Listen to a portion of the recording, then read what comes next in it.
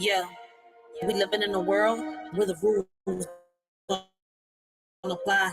They say we gotta follow, but we ready to fly. System got us boxed in, trying to keep us small. But we rise like the phoenix, we ain't scared to brawl. They feeding us lies, but we see through the smoke. We're the voice of the people, we're ready to provoke. They want us to divide, but we're stronger as one. Breaking chains, taking names, yeah, we getting it done. It's us versus the system, we're breaking the mold. Fist in the air, yeah, we taking control. No more silence, no more fear. Together we rise, let them know we're here. Riders ignite. In the world of division, they showed us how to share. But the weight of our sorrows, they never taught us to bear. We split our joys and laughter, but the pain remained untold. A burden we carry alone, a story left untold. They taught us to split everything, but not the heavy pain. He lingers in the shadows, a darkness we can't explain. We're never shattered pieces, trying to mend what's lost. They taught us how to split everything, but not the heavy cost. We learned to divide our dreams and multiply our fears. But the ache in our hearts only grew with passing years. They gave us all the answers, except how to heal. The scars that run so deep, wounds that time can't see. Yeah, they taught us how to share, but only the good. Smiles and laughter like we understood. But deep down inside, there's a storm we hide. Pain in our hearts, we're just trying to ride. Put on a mask, yeah, we play the part, but nobody sees the cracks in the hearts. We share our dreams, the highs and the lows, but when it comes to hurt, we just close the doors.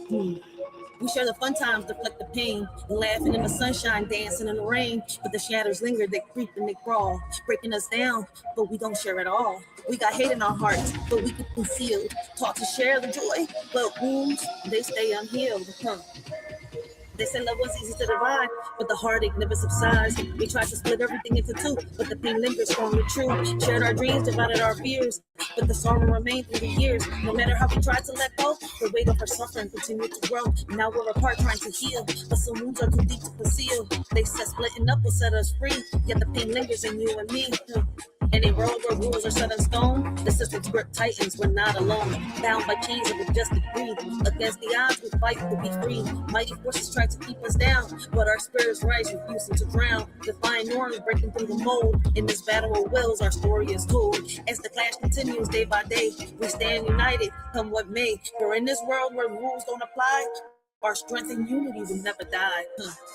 They try to silence our dreams, but we're loud and clear. With every step forward, conquering fear, they can't hold us back. We're the fire and the flame in this battle for freedom. We're all in the game. They say it's just a game, but we're playing for keeps. With the strength of the many, we're shattered elites. No more puppets on strings, we're cutting the ties. With our eyes on the prize, we're reaching for the skies. So let's stand together, let's break down the walls. In this fight for our future, we'll answer the calls. From the ashes, we'll rise like a storm. Riders ignite, it's us versus the system, and we're ready to fight. They build the walls, but we're digging tunnels. With every step we take, we're shaking the bundles. From the streets to the courts, we're raising our voice. In a world full of noise, we're making the choice. They want to keep us blind, but we see the light. Knowledge is power, and we're ready to fight. From the corners of the city to the halls of the state, where the heartbeat of the struggle can't afford to wait. It's us versus the system, we're breaking the mold. It's in the air, yeah, we're taking control. No more silence, no more fear. Together we rise, let them know we're here. Riders ignite. They taught us to split everything, but not the heavy pain. It lingers in the shadows, a darkness we can't explain. We're left with shattered pieces, trying to mend what's lost. They taught us how to split everything, but not the heavy cost. Now we stand here broken, searching for some light, hoping for a way out of this never-ending night. But through it all, we find strength in each other's embrace. Together we'll face tomorrow and find solace in this space. They say don't bring the drama, keep it all light. But every night I'm fighting these demons in sight. Whispers in my mind, yeah, they echo when they shout. While I'm smiling on the surface, I'm breaking without. We're sharing the laughter, but what's underneath? A battlefield of sorrow, a war with no peace. We're warriors in silence, but nobody knows how the pain that we carry just grows and it grows. In a world of lessons learned, they taught us how to stand and burn. But the scars we hide deep inside are the ones that never subside. We followed all the rules they made, but the emptiness never fades. Their wounds like knives, cutting through even wounds that always grew. They painted pictures of success, but couldn't fix what's left of us. Now we're left to bear the strain of the pain that lingers, never wanes. It's us versus the system, we're breaking the mold. That's in the air, yeah, we're taking control. No more silence, no more fear. Together we rise, let them know we're here. Riders ignite. So remember this moment, remember this face, remember this sound. We're the voice of the future, and we won't back down. In the face of oppression, we'll stand up tall. It's us versus the system, and united we'll fall. Riders show how we unite.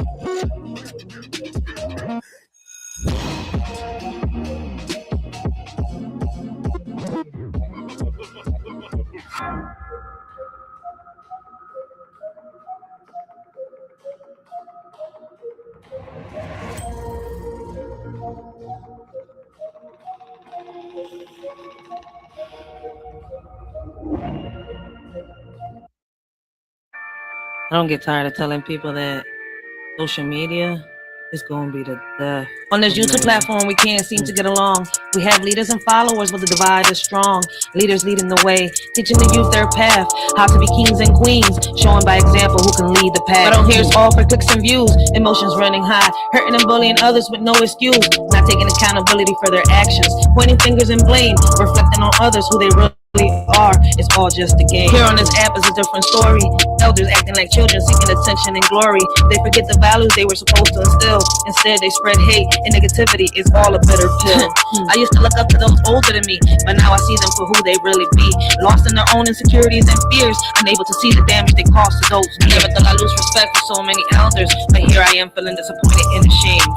I hold on to the lessons from the true elders I know, and leave behind those who can't let their ego go. In a world where respect is earned, not given, I'll keep my distance from those who are driven by their own selfish desires and need for control. I'll stay true to myself and keep my soul. Never in my life did I think that I would lose respect for so many elders like on this app, but I hold on to the values that were taught to me and continue to strive for respect and integrity. Respect for elders and luxury we give, but some lack morals. How can we live? Demanding respect yet lacking honor, playing the victim, causing drama. The elders I admire, they lead with grace. Their actions speak louder in every case. They don't seek attention or play games. Their wisdom and kindness forever remain. But on this app is a different scene.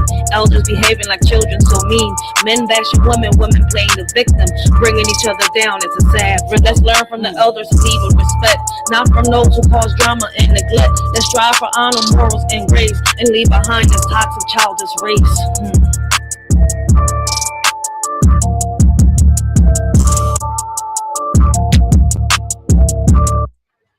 All right, let me welcome everybody to the Writers for Life brings you the Let's Talk About It podcast. I hope everybody is having a blessed and humble day. Continue to have a blessed and humble day. Give me 1 second. All right, did I put the little screen? This is an open panel. Anybody that wishes to come up and chop it up with a shorty. All right, I'm going to put semi-open panel because I'm not just going to let everybody and anybody up, all right? It's a lot going on. It's a lot going on, man. Welcome to Philly, baby. I don't know where y'all watching from, man, but a shorty is from North Philly, yo. We out here. We getting some snow. I think it stopped snowing. It's like light snow out there right now. Listen, a lot of us ain't really see snow like this since we was kids, all right? I'm in my 30s, and I'm like, oh, it's snowing back to back in Philly, huh? So I'm not sure if it's snow. I know that I think if I'm not mistaken, New York, Jersey, all them places got it worse than Philly, though. If I'm not mistaken. But I hope all of y'all is having a blessed and humble day, man. We're going to be talking about a lot of things, all right? I was just trying to see if there was anybody up in this joint, all right? But since there isn't,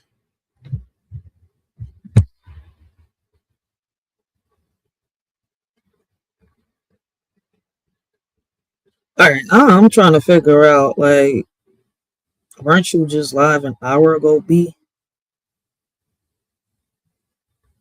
Like, listen, I'm going to be very honest. Over here, we don't deal with the disrespect. I'm not sure where you from, all right? But B, when you call somebody B over here, that means that you're trying to call me a bitch.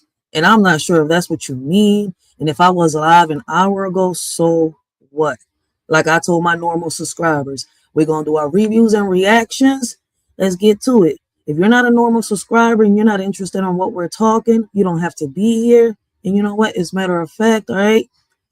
Let me make it easy for the mofos that think they could just walk into people's channels, all right, and be disrespectful instead of going somewhere and hop on panels. Now, if I was wrong, that's on them. All right, they had more than enough time to type in the chat and be like, I wasn't trying to come on here being disrespectful. None of that, all right? Like, if this content on this channel doesn't draw your attention, because I know I'm not everybody's cup of tea, then guess what? I can help you. Remove yourself, all right? Because I'm not trying, how can I say, offend anybody or bruise anybody's ego. All right? I ain't your priest. I ain't your mama. And I sure as hell ain't your nanny. All right? To sit here and fucking, how can I say, bandage your bleeding wounds. go bleed somewhere else. All right. YouTube is a big, big space. Like I said, and I don't get tired of saying it. All right. I come live and I love having conversations with people that can, they have common sense, that can have a conversation. All right. If y'all want to argue, scream, shout, and just have a constant debate where we don't get nowhere, this is not the channel for you. All right.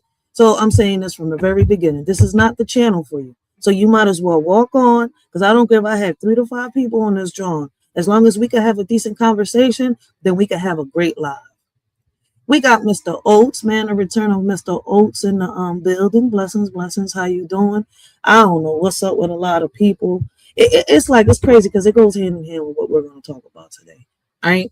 It goes hand in hand. It's crazy how people put themselves in places, right, in situations where they feel uncomfortable, right? And the funny part about it is, right, they put themselves in that situation. Didn't nobody invite them.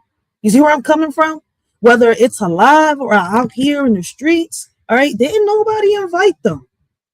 It's a problem that we have, right, with the, how can I say it? Motherfuckers want to, how can I say, create this mind your business type of culture in the wrong situations, right? Like when we talk about, the Pastor McNut later on, right? In this conversation, we're going to get into that. But it's funny as shit. Like, yo, dude, ain't nobody, invite you over here. That's not your topic. And all you care about is drama and beef. There's other channels that do that shit. All right. Over here, we converse, we dialogue, we talk. Hold on. Give me 1 second.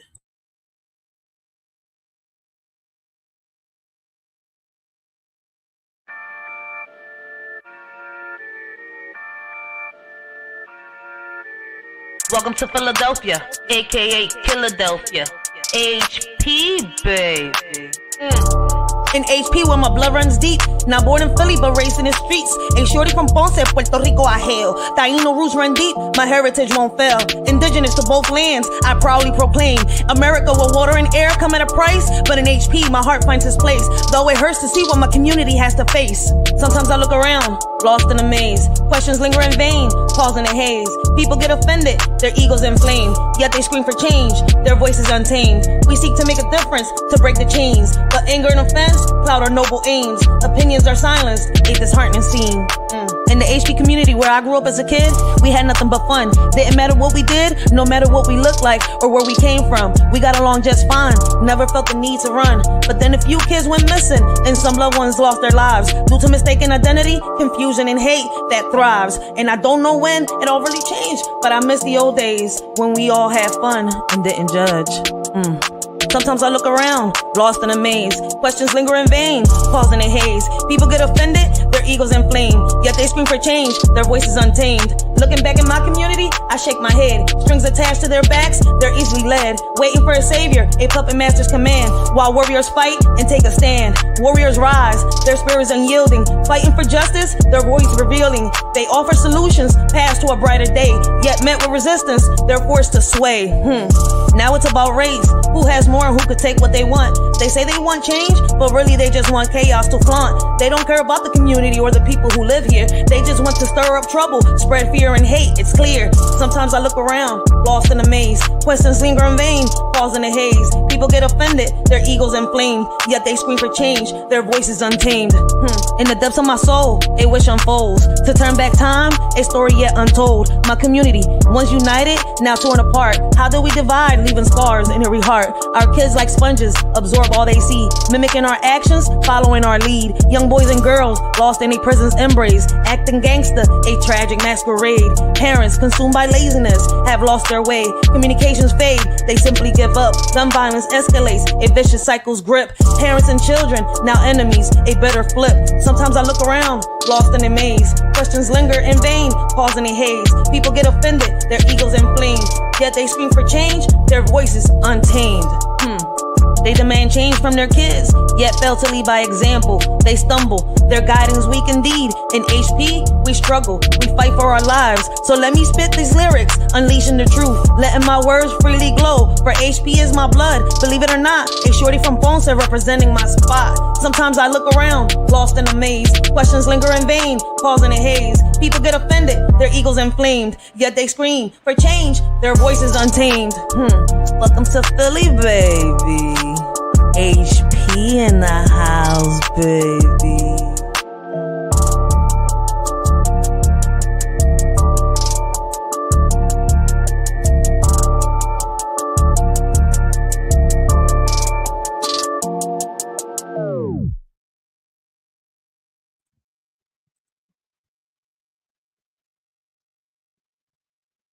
child. I had to answer that real quick, man.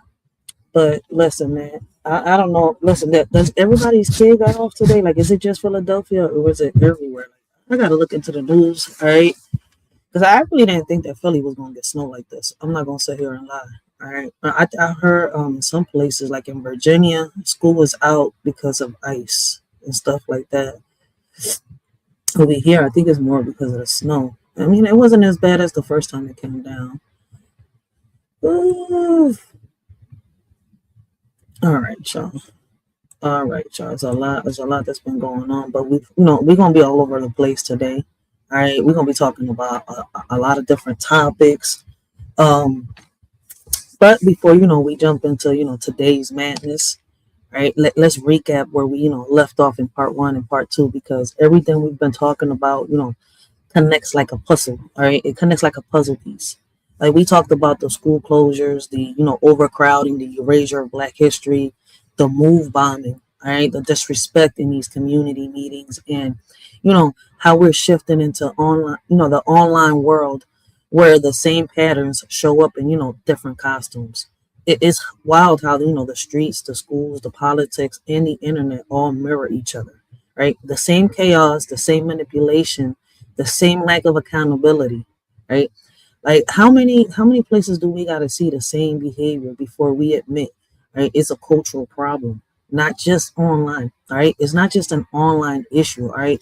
It is a cultural problem, right? Now, like we done before, right? Like in part one and part two, let's get into this pick a side culture because, babe, people online act like they're running a gang, right? A cult or a reality show, right? They want loyalty from strangers they don't even know in real life.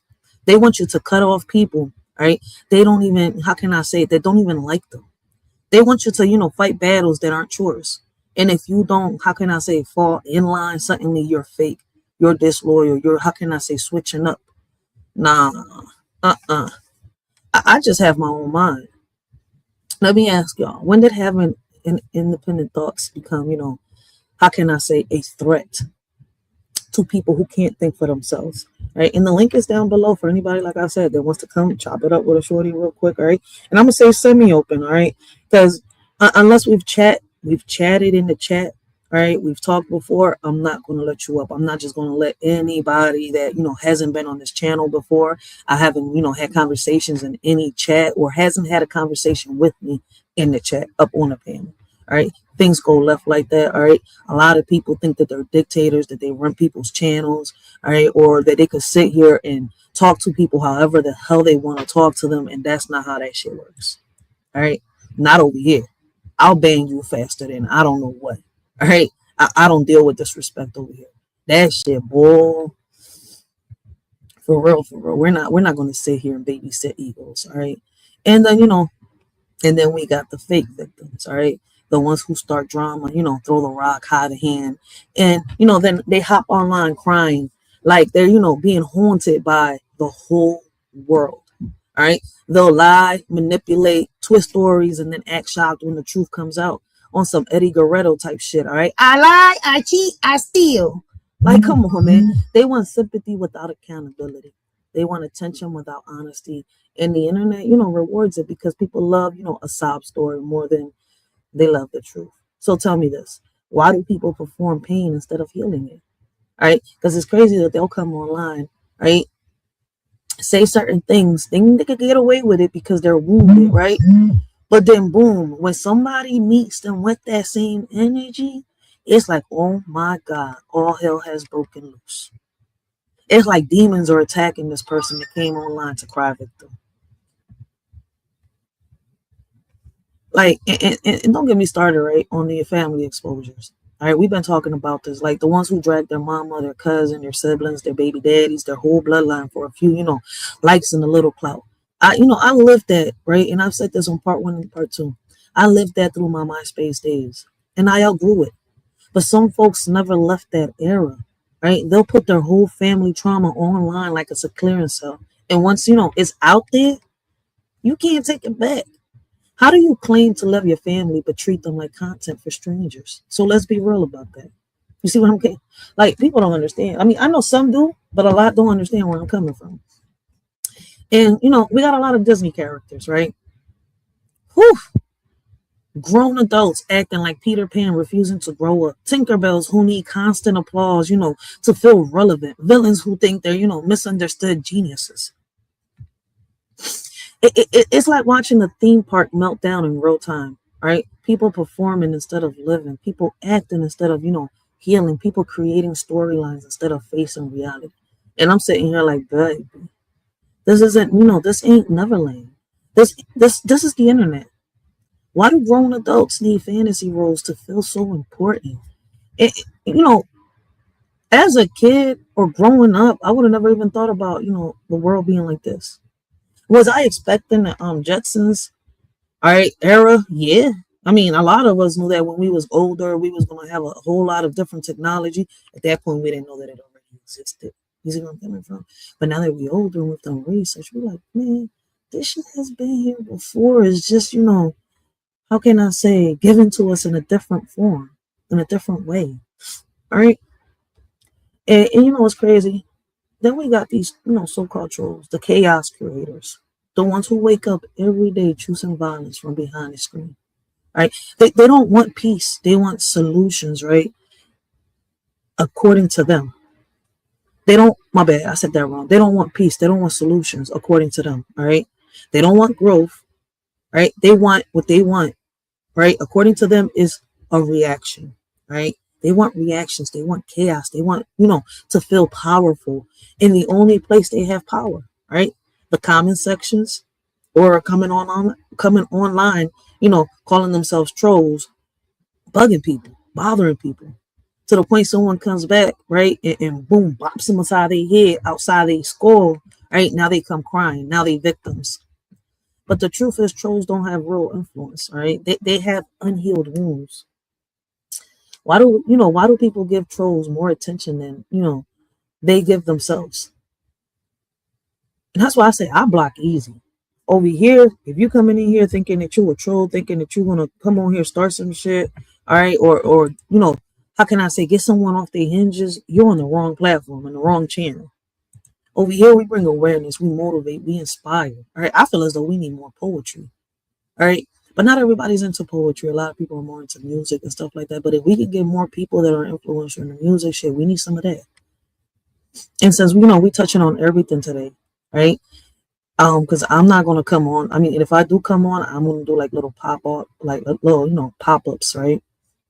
But I'm not gonna really, do reviews and reactions for a good little minute because I gotta really finish this book. I'm on the last one right now, and I'm also working on, my, how can I say? You could kind of say like, like little. It's like a little, how can I say, autobiography, like a little documentary. I don't know how to explain it. Right, in the book, this book is basically, how I grew up, how I overcame my, obstacles in life and stuff like that. Right. And, it's gonna hopefully it inspires and motivates the next generation, right? Young ladies, young men and stuff like that. Like, that's the whole point of it. So, I'm really trying to work on that. I want to give a shout out while I'm talking right now, right, to those that have been supporting me buying my first poetry book. I mean, the book is okay. I like it, right? I love the poems I put in there. That I love the most. But I'm gonna try to see if I can get a little more better with this, right? Turn it into chapters, make it kind of like a story type thing. All right. So these two books are going to be a little different from the first one, but it's just nothing but a collection of poetry to inspire people. All right. If you can relate, you can relate. And if you don't, you don't. But look, listen. Since we're, talking about everything today, let's talk about, GLORILLA and what is it, BRORILLA? All right, the GLORILLA, I think I'm saying it right. GLORILLA and BRORILLA situation, all right? Not the gossip, but the pattern, all right? The way people hype up drama, twist narratives, all right? Pick sides and turn real people into characters for entertainment. We're not talking about that. All right? Like, folks forget that these are human beings, right? With real lives, real emotions, real consequences. The internet turns everything into a spectacle. And people forget respect and dignity in the process. When did we stop seeing people as people and start, how can I say, seeing them as episodes, as like telenovelas? Then that's probably because of the way people come on here, bring themselves, carry themselves. Man, I think some people bring certain things on themselves, right? We got to cut that shit down the middle. At the end of the day, everything we're talking about, the size, the fake victims, the trolls, the family exposures, the Disney character, it all comes down to, one thing: people running from themselves. It's easier to perform than to heal, easier to blame than, to reflect, easier to pick a side than to, how can I say, stand alone. But I'm not here for the performance. I'm here for the truth. I'm here for the growth. I'm here for, the conversations that actually mean something. Right? Are you here to evolve, or are you here to entertain strangers? Like, and this is a question I'm asking everybody, right? Are y'all here to evolve, or are y'all here to entertain, strangers who don't even know your real name at the end of the day, right? So today we're going to be talking about a lot, because life, life has been life, and social media has been, social media, right? And Philly's been Philly.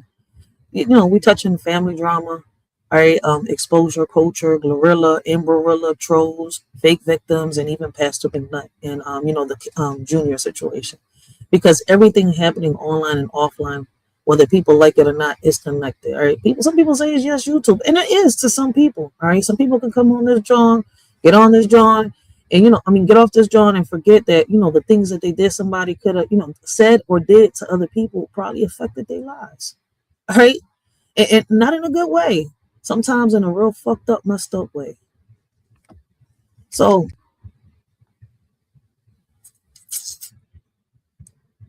my thing is, right, the chaos, the clout, right, the clout chasing, the lack of accountability, the way people hide behind titles, apps, and how can I say, personas. That's wild. And even if I don't watch it, and I don't bring it into my algorithm, that shit still comes to me offline sometimes. Right? It's crazy as it sounds, right? Because I have conversations. We have real life conversations out here. I've been on live, right?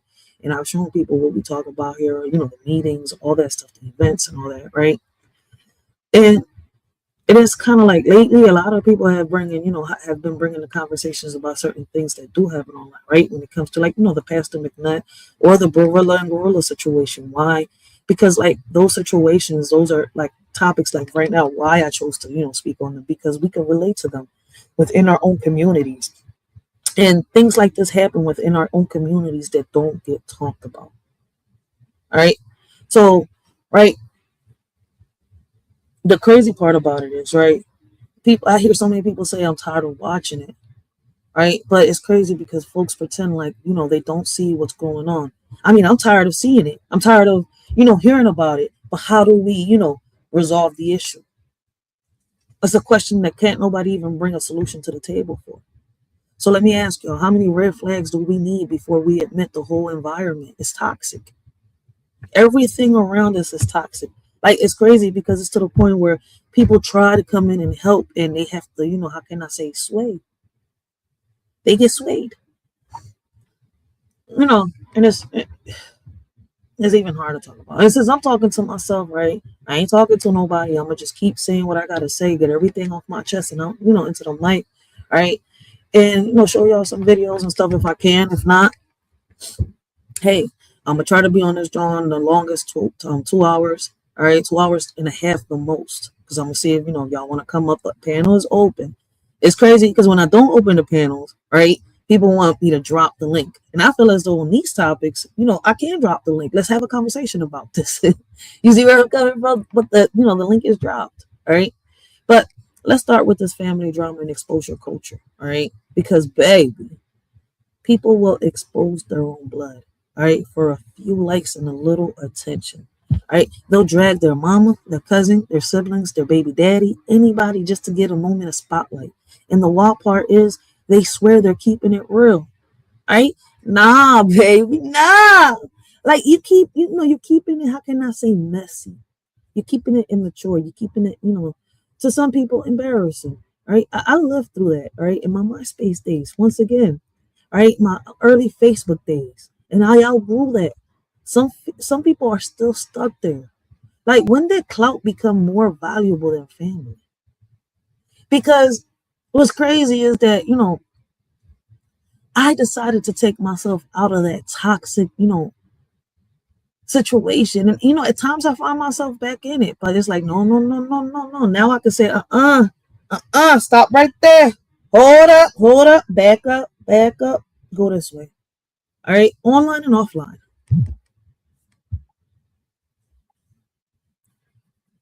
Online and offline. All right. And then, we got the gorilla and brorilla situation. Right? Not even the drama itself, but the way the internet reacts. People don't want truth. They want teams. All right. They don't want facts. They want sides. They don't want understanding. They want entertainment. Folks will, twist a whole situation just to feel like they're part of something. They'll hype it up, add fuel, create narratives, and then act confused when things get, out of hand. So tell me this. Why does the internet treat real people like characters, right, in a show they're directing? Because you know what does get, real viral, real popular? What people, how can I say, share, like, and comment on the most. They say they want more positivity and more, how can I say, inspiration, right? Well, you got channels out here trying to do that and bring awareness and bring conversations. I'm not just the only one. And I've noticed how people say, they'll come in a few seconds and then they'll leave because what draws their attention is the drama. And listen, and speaking of characters, let's talk about grown adults acting like Disney, like a Disney cast, like Disney cast members. I'm talking full-blown Peter Pans, all right, who refuse to grow up, Tinkerbells who need constant applause to stay glowing, and the villains who, think they're misunderstood masterminds. I'm like watching a theme park meltdown in real time. People performing instead of healing, people acting instead of reflecting, people creating storylines instead of, how can I say, facing the reality. Why do so many adults need fantasy roles to feel important? And I don't get tired of asking that question. Right? And then we got the fake victims, the butterflies in cocoons that will never blossom because they don't want growth. They want attention. They start drama, stir the pot, right? Throw the rock, hide the hand, and then hop online crying, right? The whole world is against them. Then weaponize their pain instead of healing it. They want sympathy without accountability, and the internet rewards it because love. They, like I said earlier, they love a sob story. They love it more than they love, the truth. I don't know. I don't know why people, perform pain instead of doing the work, to heal. It's like they're expecting for someone else to put a bandage on their wound. And let's not forget the trolls, right? Like we was talking about them, we call them the chaos creators, right? The ones who, wake up every day choosing violence behind a screen. They don't want peace. They don't want solutions. They don't want growth. They want reactions. They want, to feel powerful in the only place that they have power, right? Behind a screen, behind a keyboard, right? The comment section. And the sad part is some content creators, feed off of it. They let trolls run their platforms because drama brings views. But views don't bring dignity. Why do people give trolls more attention than they give themselves? That I don't understand. Let's talk Pastor McNutt real quick, all right? I hate saying his last name. Pastor McNutt and Jr. Because according to reports, they removed him from, the home. And I'm glad they did. But let's be real, all right? It ain't just, pastors, how can I say, harming children. It ain't just, people in robes. It ain't just people behind pulpits, all right? It's people hiding behind power. Pastors, teachers, coaches, neighbors, family members. Anybody who thinks a title protects them. And the community stays quiet until it's too late. Why do people let, titles blind them, right? To the truth. To the truth about behavior.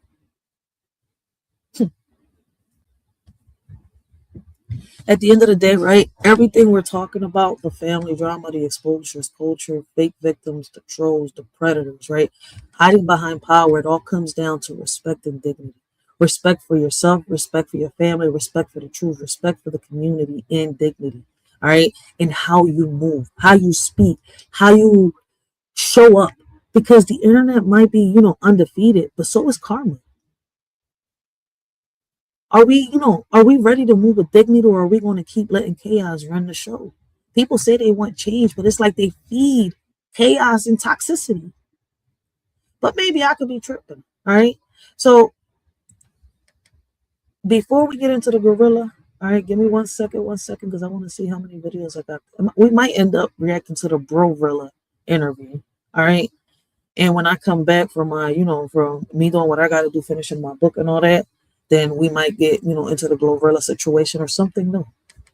But we're going to talk about it now. All right. Because I know that I'm going to need like another month to get this joint popping. All right. We do got the Writers for Life book and hoodie giveaway. All right. Scheduled for April 25th, if I'm not mistaken. All right. So we do got it scheduled. I was going to do it for March, but that's my fiance's, birthday month. I got to give my attention to him. All right. He's got to have all my attention, not YouTube. I got to dedicate, a few weeks to him. Yep. Because his birthday's coming right up.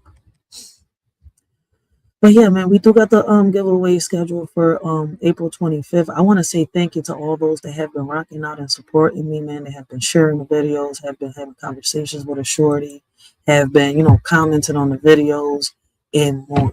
All right. And those will be the people, right? Because shout out to Yaya. All right. Like Yaya put me on how to deal with this little YouTube studio. So now that, I know who is who that support in a shorty like that, I could put, all these names into the little the little wheel thing that spins, right, and picks the names and stuff like that. All right, so we definitely gonna do that, and I'm gonna see. Hopefully, we could do it on that same day. We're gonna do the money giveaway. All right, and that's my appreciation to all those that have been, members, that have been subscribers, that have been sharing the videos, that have been here rocking out with a shorty, bringing awareness. All right, it is my time to give back to those that are really, really rocking out. So I appreciate y'all, like I said. So give me 1 second. All right, I'm gonna see if I got some other I'm gonna see where I put the Brorilla video. I got it on a little playlist. So give me 1 second. In the old days, love was pure and true. Now it's just a show for all to view. People use it for their own gain, leaving hearts in sorrow and pain. Once a sacred bond, now just a game. Hearts are broken, never quite the same. Love used to be a beacon bright, now it's lost in the shadows of the night. Oh, how we long for those days of yore, when love was honest forevermore. But now it's twisted, tainted and cruel, leaving us drowning in an endless pool. What can we do? In the spiritual world, all seems bright, but shadows lurk in the dead of night. Half of humanity wears a wicked guise, evil deeds hidden behind virtuous eyes. Beneath the surface, a darkness lies, masks of deceit veiling their lies. In this realm where good and evil collide, the line between them is blurred, hard to decide. So tread carefully in this world so grand, for not all that glitters is gold in the sand. In the spiritual realm where illusions endure, evil and good dance in eternal obscure. Just imagine that. Karma doesn't ask you how you want it, it just comes and take it. So be careful how you treat others on your way up the ladder, cause your way down, trust me. In a world of empty stares, fake love fills the air. Sincerity's distant glare, leaving hearts in deep despair. Truth is lost in the web of lies, hiding behind deceitful eyes. Love that fades and slowly dies, leaving us with heavy sighs. Aching souls in a loveless land, yearning for a genuine hand, but fake love rules with cruel demand, leaving us to understand. In this age of like and retweets, we've forgotten what real love truly means. It's not just about show and tell, but a feeling that makes our hearts swell. It's hard to know who's true and who's fake in a world where appearances are hard to shake. But real love is deeper than a profile pic. It's in the way that someone makes your soul click. So let's not get lost in the digital haze. Let's remember what real love truly conveys. It's not about followers or online fame, but a connection that sets our hearts aflame. In this world of make-believe, they all wear a smile, but behind the scenes, it's just a clever guys, puppets in their show, dancing in their stage. We're all just pieces of their charade. Beneath their mask of joy lies the tangled web, where secrets and deceits are carefully bred. Their lovey-dovey act is just for display. We're all caught up in their twisted play. So let's break free from this illusion so grand, and see through the facade with hearts unplanned. No longer pawns in their game of charade. Let's find our own path and not be swayed. I feel like I'm surrounded with people with strings attached to their back, waiting for their master's command. It's like when I was little, right, and I was reading Pinocchio.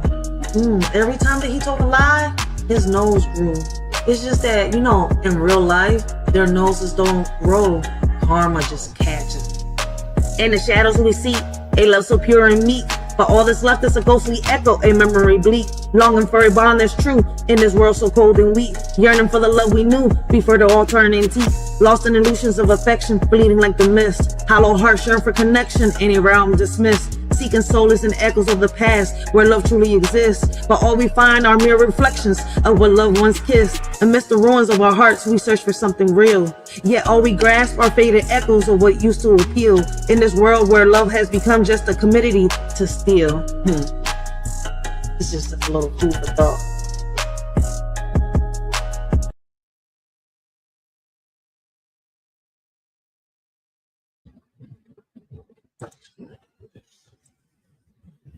All right, so like I said, let's talk about this GLORILLA and BRORILLA situation because I've had a lot of people who's been asking my opinion. Like I'm a spokesperson for common sense, and honestly, what I think we all go through all these.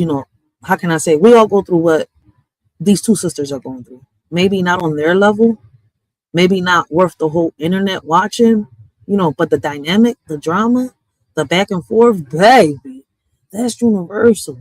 But do I expect people in their 20s, 30s, 40s still doing this type of stuff? Absolutely not. At the same, how can I say, at some point you gotta, outgrow the chaos. So, how old do we gotta be before, how can I say, we stop repeating the same cycles we claim we're tired of? All right. And how can I say? Let me say, let me say something real. None of us can control anybody's life. People gonna do, all right, what they want to do, even when it's messy, even when it's embarrassing, all right, even when, how can I say, it's self-destructive. All right, you can give advice, you can give warnings, you can give love, but you can't give maturity. That part comes within, and that's why I don't judge them. All right, I just don't agree with the whole behavior. Like, why do we expect to act grown when they haven't, how can I say, grown yet? Some people haven't even fully matured yet. Not physically, not mentally, all right, not spiritually, not sexually. All right. See, the last time I had any type, how can I say, a family drama online was on my MySpace, right? In early Facebook days, like I said earlier. And baby, when I saw my, early Facebook, I mean, when the app still had that ugly blue layout and people were how can I say, poking each other, poke, poke, for no reason. I was like 16 when MySpace disappeared. All right. And even then, all right, I knew some things didn't belong online. But now folks will live stream their trauma, like it's a series premiere. All right.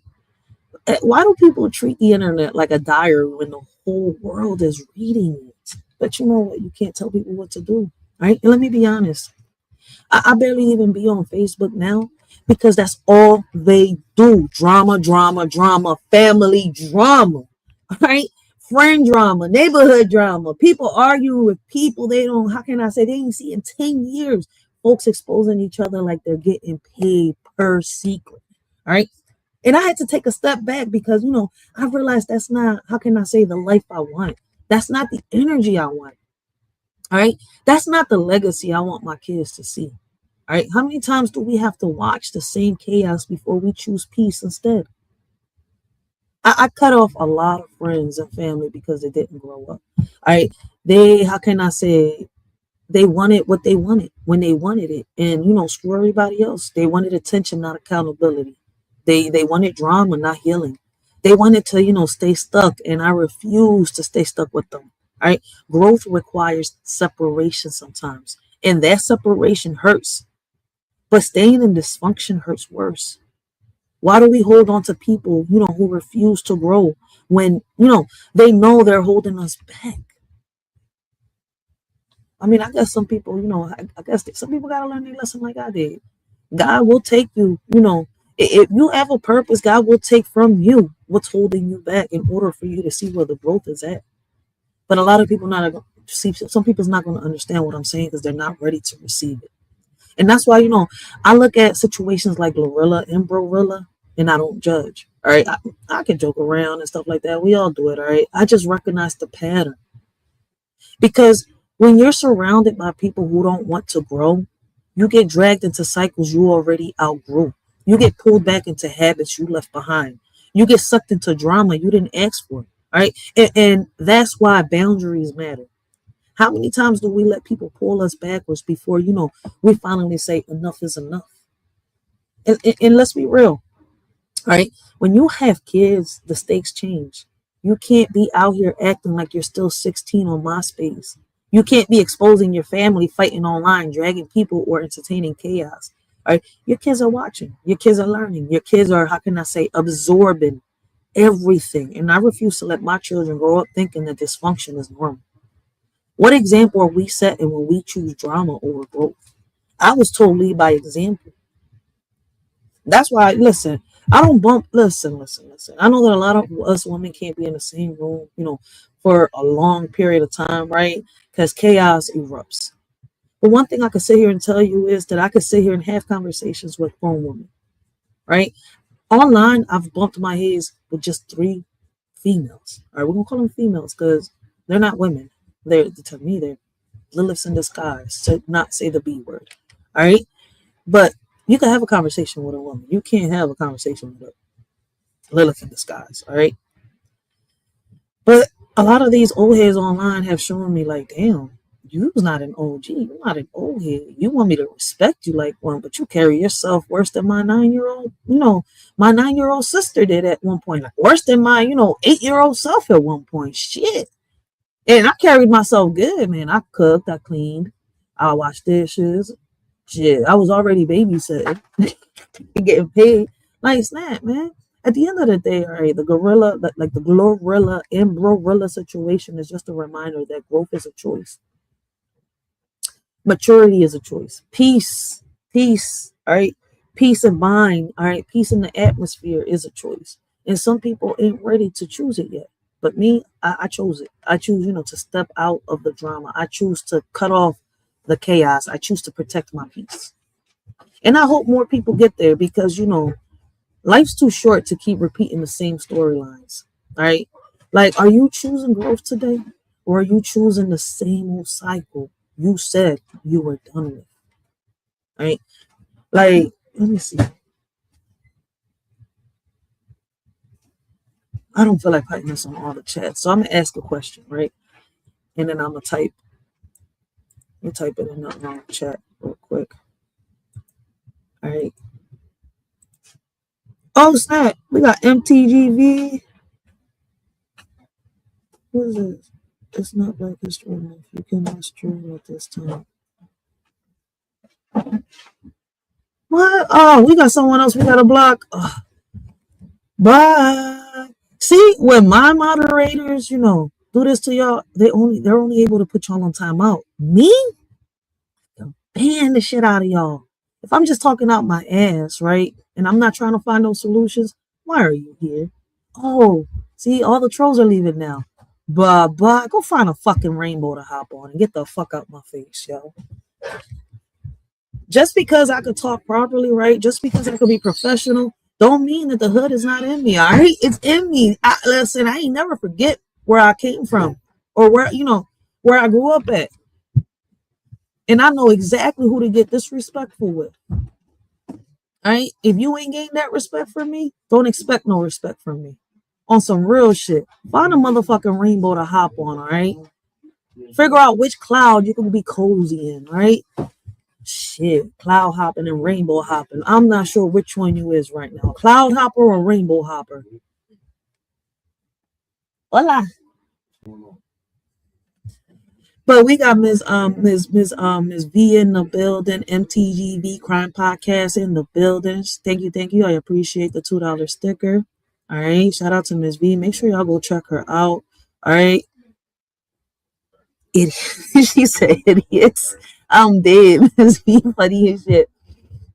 Nah, man, I was just talking about that earlier. I don't understand why people, right, come in places where they feel uncomfortable, where they feel, how can I say, not safe, right? Like, dude, man, the internet is not a safe space. We all gonna speak our mind. And if you don't like what I'm saying, well, then get listen, the door's right there, right?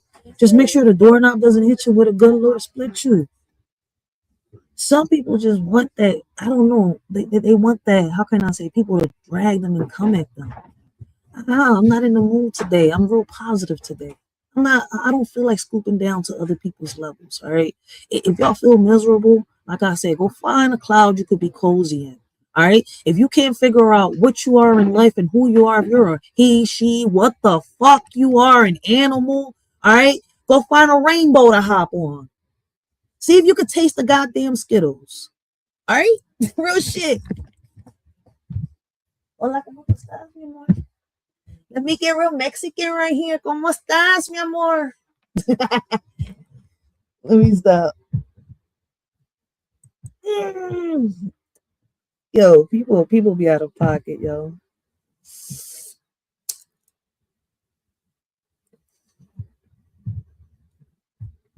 But make sure y'all go check out Miss V. All right, great conversations, great topics. She be doing a lot of crime podcasts. All right, I love her channel. You will not be disappointed. Make sure y'all go check her out. All right.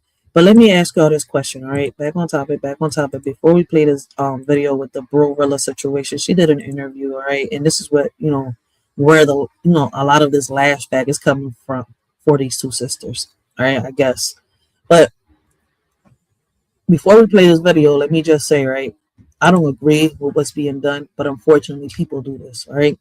So, what's the real lesson from the GLORILLA and BRORILLA situation? I don't know why they chose these names, but is it, some people never outgrow drama? Like, you can't save people who don't want growth. Could it be boundaries are necessary even with family, or all of the above?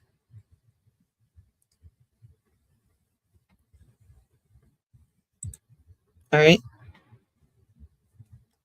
So let's get right into this BRORILLA and GLORILLA situation. Oh, nope, right there. There we go. There we go. So it seems like she did an interview with, I don't even know who Skim Bone is, but she did it with him. All right. Shout out to the people that sent me these videos. I appreciate y'all. But let's get this drone started.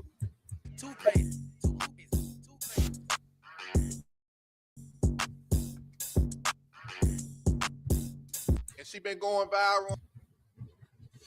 So before he says anything, right? According to people, right, they're saying that this sister right here is the older sister of GLORILLA, right? The rapper, the shorty that's known for Tubi movies and rapping, right? I don't know much about her because she ain't Dej Loaf. All right. She ain't no Dej Loaf. But a lot of people like her. All right. They like her style. They like her music. Me, I personally cannot relate, to a lot of these upcoming female rappers or male rappers at all. All right. Like, I'm not going to sit here and lie.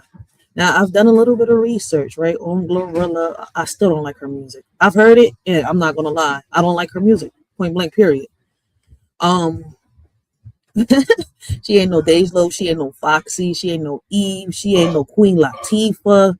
Like, I don't know. It's like, to me, her music sucks. But hey, to each his own, all right? Like, she does do some good Tubi movies. Now, I gotta give her credit on the Tubi movies, all right? I love movies. I'm a movie fanatic. Now, she could do some movies. She could be a good character. But other than that, for me, all right, for the people that like her style of music, kudos. But me personally, I don't know. I don't know what's up with today's rap. Today's music ain't music. But let's go. Yesterday, who am I here with? Scarface. Scarface. And if you don't know Scarface, you know who the hell Scarface is. If you squint at her. Bald head GLORILLA. This is GLORILLA's sister, y'all. And she been going viral on the internet because she feels some type of way about her sibling. And she just been letting it all out on the internet. So now she here. Because, when you mad, you just be going crazy, But now we going to dissect the issues. See, I'm going to start using y'all Memphis country issues. So, how you doing? How you feeling? Man, you know what I'm saying? I'm really, the feeling kind of good right now, just a little bit, you know what I mean? You feeling good? Yeah, I'm feeling nice. That's good. That's good. So what's up, man? Like what you just blew up on the internet in a week? But see, I really wasn't trying to, though. Yeah. I was just trying to get a point across. Little point. What was the point? I'm obligated. That's the point.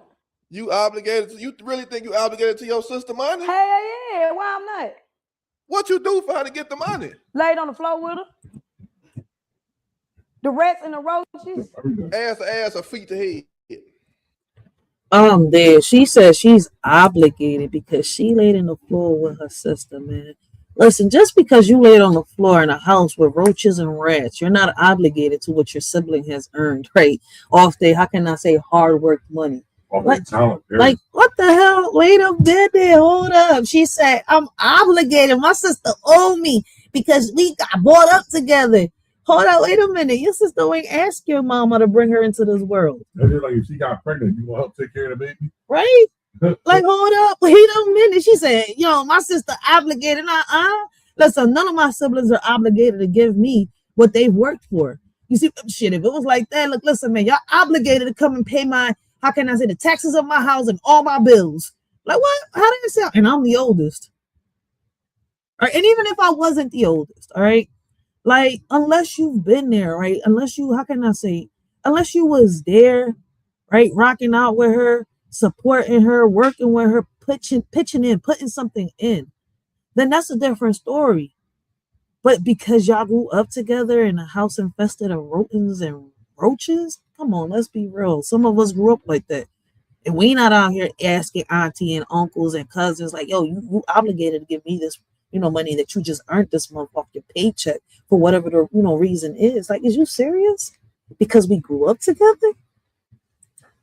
I feel like this is a play. I'm not going to sit here and lie. I'm not sure, but it could be, look, listen, this could be a play. All right, we don't know what's really going on behind closed doors. She pissed in the bed and blamed it on me. And I got a whooping for her. You got a whooping for peeing? I'm dead. She peed, I got a whooping for her. Well, how old y'all was though? I probably like around 12. She was like 6 or 7. So they really thought your grown 12 ass was pissing. Hey man, she make everything sound believable. I'm dead. So because you Man, listen, the always the youngest sibling always gets away with what they want to get away with. I mean, I don't know. That's just a repeated cycle that I don't think anybody could break on some real shit. For some reason, the youngest ones are always getting away with everything. got a little pee on your ankle, you deserve some of her money. But she was a strong pisser. She was a strong pisser. I can't. Wait a minute. So shit. It was believable when both of us come in there wet, so I'm finna whoop both y'all ass. I mean. But you say she didn't get her ass whooped. It was you. Hold up. Wait a minute. So who got the ass whooped? Both of y'all or just you? See, this is what I'm saying. I think this is a skit. But because he was younger, she probably got like a little tap. You got it. Nah, both of us got beat. I ain't gonna lie. But shit, I wasn't supposed to get beat with her though. Yeah. You know what I'm saying? Yeah, okay. So, So yeah, I'm obligated. I mean, I wouldn't say the word obligated, but I should feel like Why you feel like comfortable. Like you should be comfortable. Why you feel like you're not comfortable? You don't get nothing? Zero? Nothing at all. Why you think like, wait, first of all, how many siblings is it? 10. Damn. 10 of y'all. Yes. 10 of y'all from your mama or both sides? Mama and dad, 10 siblings. Are they both kids together? Same mama, same daddy? 10. Yo, mommy and daddy was busy back in the day to have 10 kids like that, yo. Snap. And you know what's crazy? They didn't step up. Well, I don't know if they did or not. But shit, according to her, mommy and daddy, all 10 kids together, they from the same mom, from the same dad. They was awfully busy. Was they working? God damn. Shit, this wasn't in the 60s, all right, or the 50s. This was around the 80s and the 90s, if I'm not mistaken. Shit, was they working? Lord have mercy. Mama was just popping kids out. Oh, Lord have no 10 kids, yo. That kind of reminds me of what they used to do back in the day. And they was working too.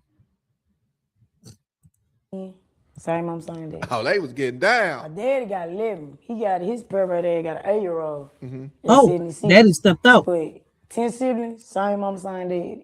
And then the odd one just. Yeah. He said the odd one, I'm dead. But daddy did step out. Oh. So you guys 11 siblings. One is just not part of mommy and dad. He's just dad. He's just by some other bitch or whatever. Yeah, something like that. Yeah. Some other bitch. That's your yeah. stepmama. That ain't my stepmom. That ain't my stepmom. Some other bitch, some other female bitch, whatever you want to call it. That ain't my stepmom. Okay, so out of the 10 siblings, nobody got nothing. The brother, you know what I'm saying? Like I've said before, he's still doing DoorDashes. And working, you know what I'm saying, working a job, you know. My other one just got a job, and I ain't gonna say what jobs, but yeah, he been, you know, struggling down bad for the longest. Right. Yeah, so I mean, my thing is, all right, she seen her sister come up. Her sister came out due to her what? Her rap and the Tubi movies and stuff like that, right? Why couldn't she do the same thing? According to a lot of people, right, that I've heard talk about this, right, she came up faster than GLORILLA. But see, I want y'all to know something, right? When you come up using someone else's name, tarnishing someone else's name, you're going to fall as fast as you come up. So, okay, with your sister's money, what do you expect her to like? What do you expect to be like? What do you think you're supposed to be at right now in life? my thing is with that, I feel like she should have gave us a push start. What? If the struggle, you know, if we came up in the house, silver spoon in our mouth and all that, but the struggle was severe with us. Yeah. So for you to be the one to make it out, you should have gave us a push start. Right. If I opened up your own business, now she would have said, get Nah, that, you do tripping. that, and I it off. And I'm coming back like I need some more, that would have been a different story. Yeah. You tripping now. You tripping. You still tripping. All right, because each and every one of y'all got your own individual talents. All right, it shouldn't take your sister's fame to help you come up. You just came up now, right? Even though you used her name, you could have did this without using her name. All right, because I've seen some of her little shorts. She fun. I mean, if I'm not mistaken, I think I've seen a short where I think even Charleston White, right? I think wants to sue her, if I'm not mistaken. And Charleston White, man, look, listen, I'm not even gonna get into that, man. Charleston White is a goofy. I ain't gonna sit here and lie. I don't care who gets mad. But zero, but you got all these friends and stuff, and the female that watch you get stomped out with you, like that's not fair. That's not right. Right. That's not cool. So you ain't even get a push gift. I mean, A push star. Like, yeah, so what business would you go into? probably like You like a truck driver. I was just gonna say the Like box I can truck. see you hopping I out a was big just ass gonna say the truck. box truck. Yeah, like a big ass truck. Yeah, you know what I'm saying? Update. Making some stretch. You know what I'm saying? Yeah. I can't. Damn, 10 siblings, nobody got but you the only one mad. Nah, that mad, that just ain't bold. Mm. That's all that is. But see, if you look at it, it took me 4 years. Right. She been on for 4 years. Mm-hmm. So they mad, they just ain't bold enough to come out with it. I'm the bold one. Because I really don't give a Mm-hmm. So yeah. Yeah, I can tell by the tattoos and miscellaneous place. This shit is wild. Miss V said, yep, he's trying to get her locked up for putting a 35K bounty on his head. Yo, that shit is crazy. And Charleston White over here mad first because somebody's doing to him, trolling him, trolling him the same way he be calling himself trolling other people. And that's what I be talking about. This is why I say this is a perfect example, right? Like what we've been talking about, from the past 3 lives, right? A lot of people do this on social media, then they turn around and they cry victim. That right there, boy. Like y'all trolling each other, then y'all want people to come. Oh no, you gotta pick my side because I've been through it the worst. No, you gotta pick my side. Me, my trauma is even worse. Come over here. Come over, man. Don't weaponize your pain on me. All right, I see right through the smoke, man. Everybody trying to use their pain to gain some clicks and views and some. I mean, everybody wants. Listen, let's not even say clicks and views. Let's take that out of those. Let's take that out of what I just said. All right, let's take it back a step. All right, clicks and views. Obviously, you going online, you want someone to click on your video and watch, right? Yeah, but everybody doing this shit just for a little bit of change, right? And then later on, they want to turn around and try to regret it. No. Like you did this, is out there. You can't take it back. That's why I'm like, I don't know. This for me, I'm hoping that later on we don't find out is a skit, all right? Because when you really look at it, right? I'm not sure if people is really mad at this because, of the money situation, or because, according to people, stuff was exposed. But let's be honest, all right? Their story has already been exposed. It was exposed the first time GLORILLA did the interview with other people. I think if the one that I got sent was with what's his name, Shannon Sharp. All right, 10 siblings, living in a house with roaches, rodents, and more. Right, their story is out there. So I'm not so sure, what's the hype, between these two siblings. See, when I was caught up in, the family drama, like I told y'all right earlier on social media, I was young, right? I was responding out of emotions. This could be the same situation. All right. They could be responding out of emotion, not common sense, right? I was reacting and not thinking. They could be going through the same thing, but I'm not sure. I'm not sure because I also think it's a skit. All right. And back then, I thought clapping back meant I was doing something. I thought matching energy meant, I was winning. But really, I was, just feeding a cycle that was designed to keep me stuck. And the wild part is I didn't even realize how stuck I was until I stepped out of it. Like how many of us, confused reacting with healing because we didn't know, any better back then. As I got older, I started wondering why so many people stayed stuck in the, same cycle. I escaped. Why they kept repeating the same arguments, the same drama, the same patterns year after year. And then it hit me. Some people don't want to grow. Growth requires accountability. Growth requires honesty. Growth requires, looking in the mirror and admitting you were wrong. And a lot of folks ain't ready, how can I say for that yet? Why do some people fear growth, right? More than they fear staying, how can I say, miserable? Is on your face. Like you don't even give a fuck about a job. That's why you mad. You can't get a job. You trying to get her to give you the money because you walking Wendy's right now. They go, hell no. Oh, I'm working on damn Wendy's. I know, but if you was walking there, my manager got tattoos and shit. They better hire me. But I'm gonna work at Wendy's no way. But I like Wendy's. But I really hot spices from McDonald's. But hey, it is what it is. And your sister ate your hot and spicy. She ain't had my hot and spicy. I'm dead. And I seen a few shorts with that too of this hot and spicy sandwich thingy. But anyways, ain't no shame at working at Wendy's, all right? I had to pause it right there. At least you was making some income and you don't got no kids. You could have been stacking your bread.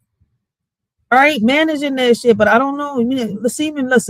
Seeming from my research, it seemed like she wasn't even taught that. I'm going to be honest. I'm going to talk about it in a little bit. All right. I feel as though the mom is the toxic one in this family situation, this whole family dynamic thingy. All right. Because I've done some research. All right. That's why, listen, besides me pushing this live, that's why I said we're going to do it all together today. All right. We're going to talk about it all right now. I even dropped the link down there. Right. Like we're going to talk about it all today. Because I'm going to take a little month off. If I do pop up, it's going to be because there's a community event going on, or I want to show y'all something that's happening in Philly, all right, or a meeting that's happening, but I got to finish my books. So all y'all going to get from me this month is going to be, for the next 30 days is going to be just uploads and shorts, all right, and more poetry. But let's do this today, all right, because I'm not going to do reviews and reactions for a good month, all right. I'll be back in a month doing reviews and reactions and current news and random topics, but I need to get done what I got to get done. And being online doing these lives, people don't understand it takes a minute to get it set up and everything. All right. I even got to take notes, write them down so that I can know what it is that I want to talk about and say so I don't get off topic myself. But this is wild, man.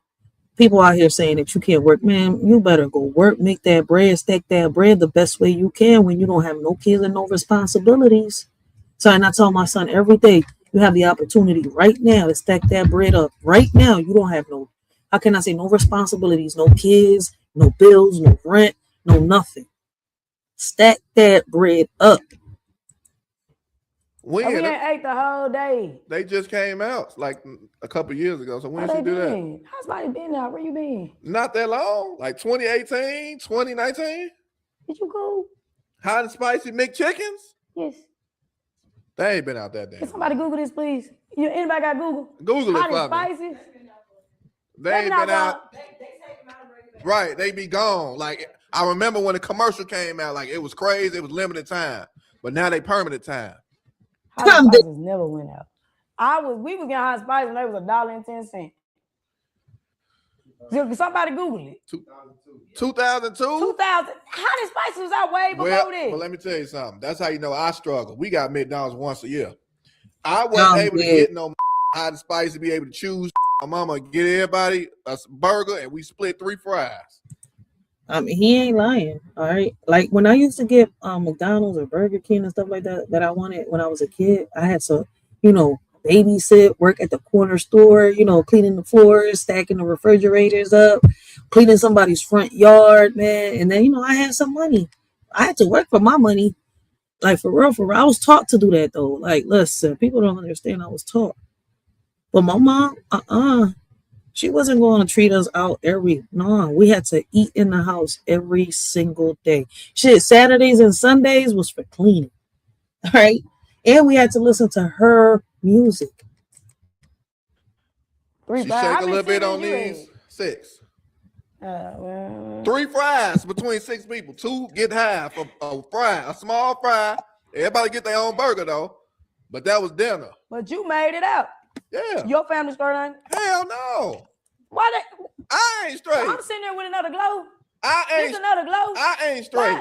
You a glow? I ain't straight. You got Gucci on. What you talking about? He's fake. Oh, snap. He said he's Now, these was free. The earrings? Oh, yeah, I stole these. OMG.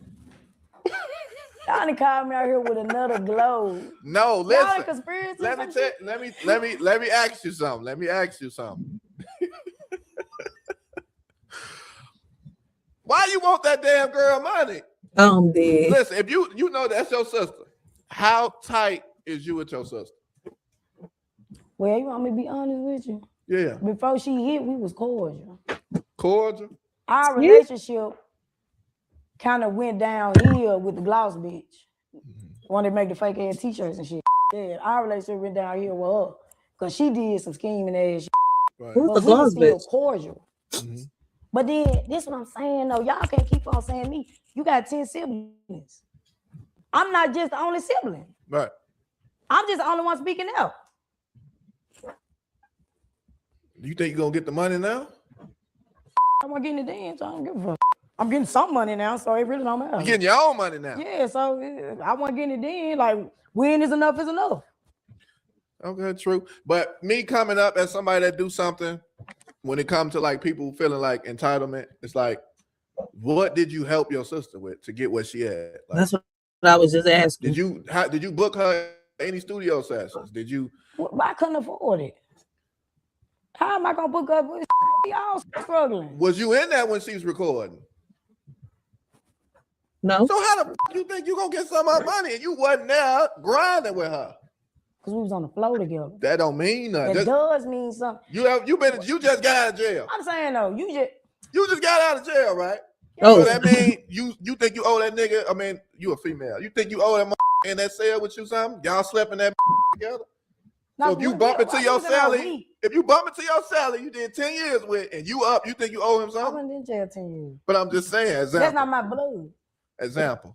That's not my blood though. Yeah. That's a different type of scenario. But it's a lot of people that don't help their blood. Like, you know And how they many fucked crackheads up. I see walking around here that I know they blood got a lot of money, but you get them some money, they gonna fuck it up. Some people can see. I'm saying. You gotta look.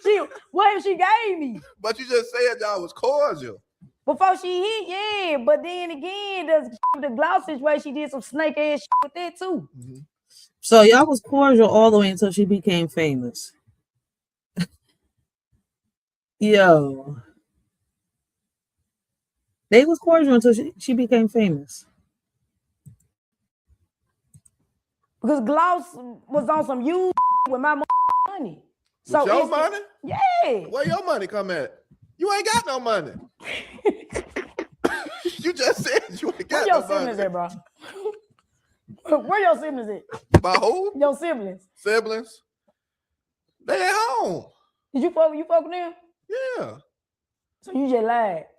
No. Because 10 minutes ago, you said you ain't gave them none. That was 10 minutes ago? About five See, minutes ago. thing about it, when you look at people, I know people see me like Skinbone been doing this forever. Skinbone been doing it. He should be rich. I be up and down. Now, I'm gonna keep it a buck. I be up and down. I be up one day, I be down. For real. That's just how it works. But like that's what I'm saying. What do you know about your sister? Like you know she got that deal, but you know that's an advance though. You got to get that back. Bro, she been on 4 years, bro. She got endorsement with Sheen, all types of shit. Sheen? Hell yeah, she got endorsement with Sheen. She all hype. So why don't you try to do something and get noticed so that Sheen can endorse you? Like maybe I'm tripping. Googling her network every day and get mad at her. Damn, why is you Googling your sister's net worth? It's like some stalking shit. Wait a minute. Hold up. Mental health is real. It's lying though. Let me Google her network. She do got endorsement with Sheen. Let me Google her network. Hold on. GLORILLA network 2026. Ain't nothing pop up. 23 mil. 2 to 3 million? That ain't shit.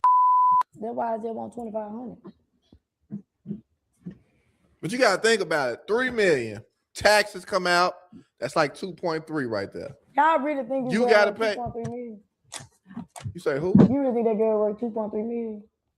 I mean, that's just what that's. I'm pretty sure she got way more than that. Well, a hella more than that. Yeah. She's not worth nowhere near 2.3 million. Mm-hmm. So my point is, again, why you ain't with the family? And then she was talking about me on live. I mean, on interviews and shit. Mm-hmm. I'm the 5th child. If you go back to them interviews, she always saying a 5th child. So she been talking about me, so it's really a leak back. Oh my God. She wasn't talking about you. She did an interview. She did not talk about you. She did an interview. Like, that's what I'm saying. Like, when we talk about our life, our childhood, our trauma, and all that stuff, like, everything's already, you know what? People don't understand. And you know what's crazy? You know, social media makes us even worse, right? I'll be real. I let my anger get the best of me back then. And, you know, the people around me knew exactly which buttons to push. They knew how to trigger me. They knew, you know, how to get a reaction. Right. And I gave it to them every time. I was predictable. I was emotional. I was easy, you know, to bait. And I feel as though that's what is going on with GLORILLA. Right. But that's what happens when, you know, when you're unhealed. Right. You become a puppet. Right. To your own triggers. Like, how many times do we let people control simply because we didn't control our emotions? Yo, real shit. Like, a lot of this is for her. Like, she wants to be famous, just like her sister. Like, I'm not gonna sit here and lie, right? My kids saved me. My kids grounded me. My kids matured me faster than anything else could. All right. My oldest son, you know, literally grew up with me. I was a baby having a baby, but he made me grow up, so, you know, like quick. Like, he made me think before reacting. He made me realize that everything I do, everything I say, everything I put online, he's watching. And I refuse to let, you know, him grow up thinking dysfunction is something that's normal. Like, who or what finally made you realize you had to break the cycle? And what's crazy is that they don't have nobody that could make them see that they can break that cycle. Like I said, I feel as though the mom is a major problem in the situation. All right, I ain't gonna sit here and lie. Like, when I listen, like, it seems like GLORILLA right now is not just responding to, you know, her sister. She's responding to everything online. You know, and when I look back, I realized responding online wasn't, you know, strength. It was insecurity. It was pain. It was immaturity. I thought, you know, I was standing up for myself, but really I was just exposing my wounds to people who didn't care. And the truth is, you know, some people pretend like they have something to lose, but they act like they don't. If that makes sense, right? They'll risk everything, their family, their reputation, their peace, just to win an argument that don't even matter. Like, why do people gamble their whole life for validation? You know, they won't even last 24 hours. For real, some people sell their souls for attention, and I feel as though that's what, you know, Shorty over here is doing. They'll throw, you know, away relationships, opportunities, you know, their dignity just to feel important for a moment. All right, they'll drag the people they love. All right, betray the people who care about them, and burn every bridge ever built off for clout. And the saddest part is that they don't realize, what they're, how can I say, they don't realize what they lost until it's gone. Right? They wake up one day without nothing. Right? But screenshots and regrets. I don't know, why. I don't know why people value, like, how can I say, why people only value what, how can I say, they had after they destroy it. Right? They don't value what they have until it's destroyed. And unfortunately, Shorty over here is going to hit a hard wall. She been talking about me. I'm the fifth child. That's why you're doing this. It's always the middle. My favorite show, Malcolm in the Middle. He the middle child. He was always the one that's always complaining. Why do I gotta get his hand-me-downs? Or why I got the middle child syndrome? Bro, What the fuck? Bro, you funny. I can't even be serious with you, bro. Nah, hell nah. You're not serious either. There, bro. It's just simple fact. She got all these folks riding around. And then, like I said, my mama's still working at FedEx. So how is that for her? You saying it like I'm trying to make some shit special. You sending the other nigga to the weed factory. So that she making it seem like her whole family are masters. You see where I'm coming from? Like they got their sister enslaved and stuff like that. Oh no, you gotta go work and oh no, you know what? Fuck that. No. Let's bring it back to this era. It's like she makes it seem like her and her family are pimps. They putting their sister to work and her, she's obligated to bring back the money to the the pimp, the master. Come on. Like some people just don't understand. Like I think they say she's older if I'm not mistaken, right? She should have more common sense unless she's suffering from mental health. That's not fair. What if your mama want to work at FedEx? My mom do not want to work at FedEx. Everybody's trying to come and push that narrative. She do not want to work. She work at FedEx because she have to work at FedEx. Right. She do not want to work at FedEx. What about your pops? Okay, let me ask you this. About a couple of years back, didn't they say Glo retired her parents? He just retired. He retired because his time was up. He didn't retire because she was forced him to retire. Basically, yeah. He didn't retire because I'm seeing everybody talking about she retired her parents. That is a lie. That's a lie. She didn't retire. This man retired because his time was up. That's why he retired. So what the car at? I don't know. You tell me. I ain't never seen it. It's gone?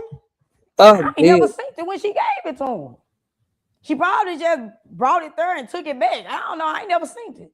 I'd have been over his house afterwards. I ain't seen the car. I don't know if that's true or not. I don't know. Could this be y'all? Let's see what she's going through. Like, did her sister make promises and break promises? I don't know what's going on. But it does seem like, I feel as though this could have been handled behind closed doors. So did you ever ride in any of your sister's nice cars? Did you ever get... Bro, when Gloria hit, I done seen Gloria 3 times since she hit. And the other time with pop-ups in my mama's house because I was there on a holiday. The concert, the concert, my mama sneaking me in there. How you got to sneak in your sister's concert? Exactly. You look just like her. I'm dead. She ain't called me like, hey, so come to the concert, nothing like that. It was a last minute thing. My mama actually sneak begged her, could I go? And she said, yeah, come on, bring, I'm gonna put her name on the list. It was never calling her, hey, come to the concert. It was never nothing like that. My mama snuck me up in there, basically. Did you enjoy the concert? I did. She She got some fire-ass songs. That's for real. If I let you see my Apple Music right now. It's your sister. She loves her sister's music. Listen, this shit is crazy. She admires her sister, but she hate her sister at the same time. Yo, there's some sibling rivalry right here. That's all this is. She got some fire-ass music. I enjoyed it though. I ain't gonna take from her talent. I'm just, her personality just up. That's all it is. I mean, this is. Do you ever think like everybody, like y'all got the same personality? Because you, I'm serious. Like it's just like ghetto. You growing. Listen. I'm trying to be serious. You making me laugh. I'm trying to be serious. Bro. Your mindset, and this is what I tell people that's up and coming with no money or up and coming with no followers. Your mindset will change when you get some money. Now my mind said, man, I got a little something. Everybody always talk about what they gonna do and how they gonna. It's gonna change. You're not gonna. I've It's already you, been sending money it's out. gonna though. change. The little money I've been getting, I already been sending it up. You ain't getting me. Hey, I'm dead. You gotta give it to me. Oh yeah, but you gonna give it back because just as you saying, you talk about giving back. Bro, you got Gucci on. I got no Timberlands. You all right? Oh, What God. that mean? And then them like Pradas and Timberlands. Like hell no, you straight. You Pradas good. and Just like Timberlands. Pradas mixed with Timberlands. Oh God, you good. You straight. Next See what I'm question. saying? So you picking and choosing. I'm not picking and That's choosing. what I'm saying. You trying to find somebody that only wants $20, and you giving out $20 and look like you the woman and giving out the money and like you that bitch and like I just looked out for the hood. You spent $100. I make sure my folks straight first. Okay. See, for me to make sure you straight and then to make sure my folks straight, that would make me glorious. That would make me a twin for real. Yeah. You cool though. I with you. I'm dead. You know what I'm saying? If you ever need, you know what I'm saying, a couple so you know it's kind of different. Like if I had GLORILLA money, then I'll be like, hey, reach out to the family, everybody good, but I ain't up there. Now I'm gonna ask you a question. Ask me a question. If you got signed for 500,000 and you just said you been through this. Well, according to people, right, that are reacting to this whole situation, right, according to her, she's already making it there. Like, is she giving her family some money? You see where I'm coming from? Is she getting them a little something out of every check? Like, this is to hold you over until I really make it. This is to hold, like, is she doing that? Because I wouldn't come out here and, expose my family to end up doing the same thing that I've exposed my family for doing. Because this is wild. See, that's what I'm saying. Some things just need to stay off online. Mm-hmm. You got how many siblings? You got 5 siblings? Yep. How much you would have gave them a piece? How much you gave your mama starting off? 500. You got 500. If I got a 500,000 deal right now, of me already have that's already having money, and then I just get another 500. No, if you deep. Oh, I was just broke and just got 500. You just broke and got 500. I was just broke and got 500. And now they just give me 500. And I'm getting up off the pallet. Yeah. Off the piss. They crazy. When we were kids though. She was grown. She was grown when she got signed. Right. So she fuck nigga free. Yeah. I remixed that song. And I did I need to get some money from you then. You got 2,500? You made the song? Nah, you made the song. If you something to her success, you owe me some money then. Your sister. I'm obligated. Your sister blocked me. But you still the reason why she on. No, I'm not. I'm blocked. Give him my Apple Pay and stuff. He the reason I'm on. I mean the reason she on, right? I didn't say that. Yo, she said, give me the Apple Pay. Like, he the reason I'm my bad. The reason she on. Like, yo, she can't even get it. This is what I'm saying. Like, is this a skit?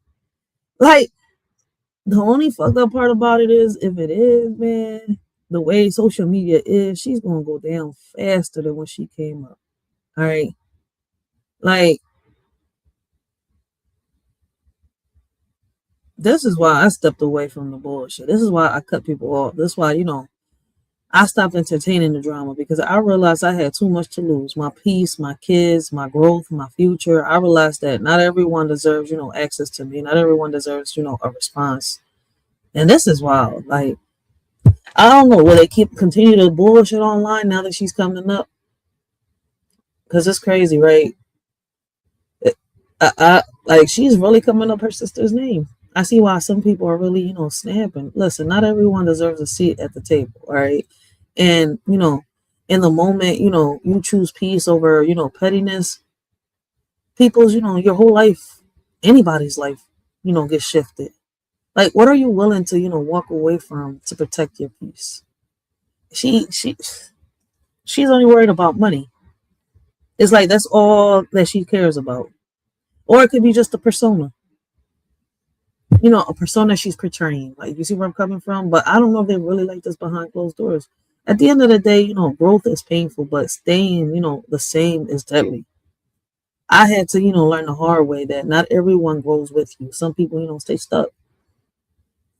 Some people stay bitter. Some people, stay chaotic, and that's their journey, not ours. All right. Some of us choose to evolve, choose to heal. Some of us choose to, break cycles. And I hope, somebody listening today realizes that, they can choose the same. Like, are you ready to grow, right, for real? Or are you still letting, how can I say, your triggers run your life? Because I don't know. I mean, she could be probably younger than me. How old is Glorilla? Let me see. How old is Glorilla?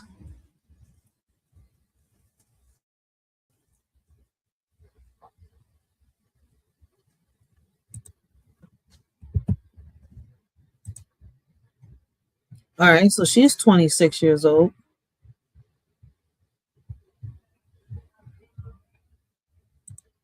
Now, how old is this one?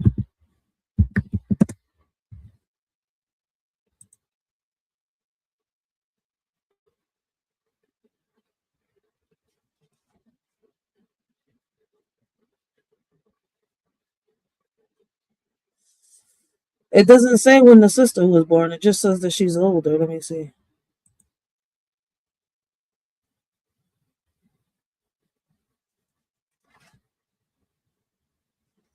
All right, it just says that Brovilla's name is Victoria.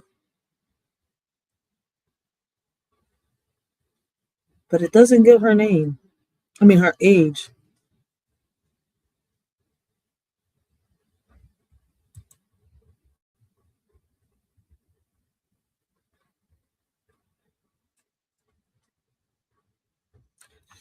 Hold on, wait.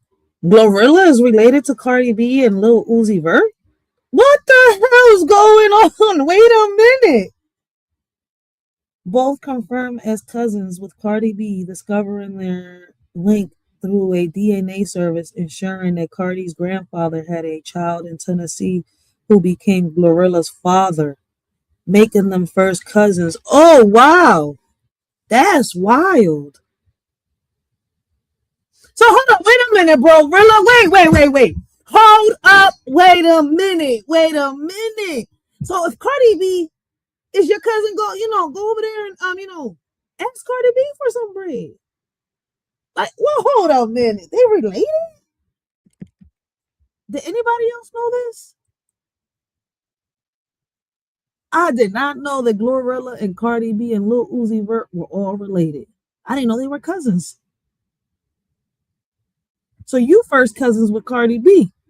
So since you say, why don't you go also ask Cardi B for some of her fame? She got way more money than freaking Glorilla. Her net worth is worth more. Do you even know your cousins? Because I think Glorilla does. Because I seen a picture with Cardi B and Glorilla there on Google. What the hell's going on? Man, this shit is wild.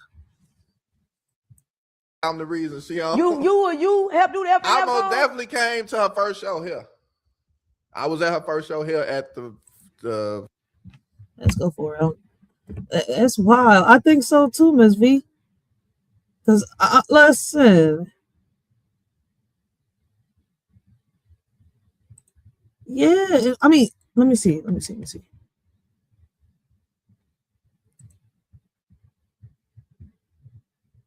All right, here we go. We're gonna come right back to this. Man, listen, if nobody else knew, I'm about to show it to y'all. So I know I'm not tripping. Let me make sure I can press play right here.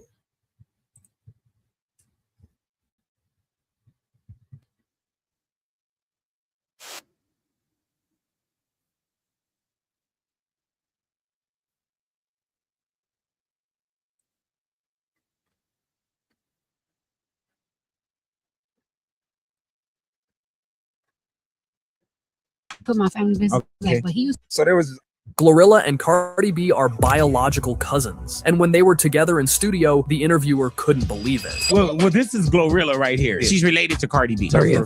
No, you're not. That's my cousin. No, That's my cousin. Black people cousin are cousin. Like, you know what I'm saying? No, we're Because you my cousins. cousin. That's my cousin. My grandfather, he used to I don't like to put my family business Okay. back, but he used to push weight and everything. And there was this one time that he lived in Tennessee and whatever. So he ain't really told my grandma that he was dealing with somebody over there. And then he had a kid out there. And that's Glorilla's dad and everything. So that's why made us related. Are you serious? Yeah. That's my cousin. GLORILLA and Cardi B are biological cousins, and when they were together in studio, the And this is how I came across this, all right? I was trying to find out GLORILLA's age. All right, and it just popped up here on Google. All right, I wasn't searching for Cardi B.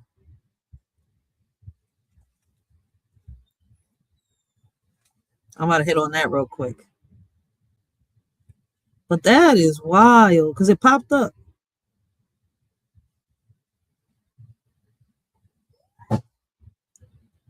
That's all it's doing is giving me information on Cardi. I mean, on Cardi. See, shit, I even got discombobulated. Does she have a twin sister? Who's her twin sister? Brorilla is not her twin sister, retards. She's older. Now, this over here is legit. She does have, see, it says, who is also known as Scarface. That's who we're talking about now. Rapper GLORILLA is related to fellow artists Cardi B and Lil Uzi Vert, both confirmed as cousins, with Cardi B discovering their link through a DNA service, as sharing that Cardi's grandfather had a child in Tennessee who became GLORILLA's father, making them first cousins. See?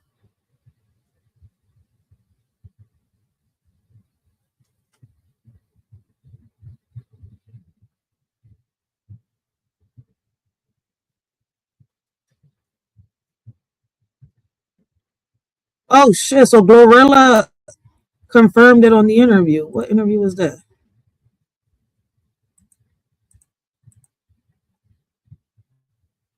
I can't click on the interview?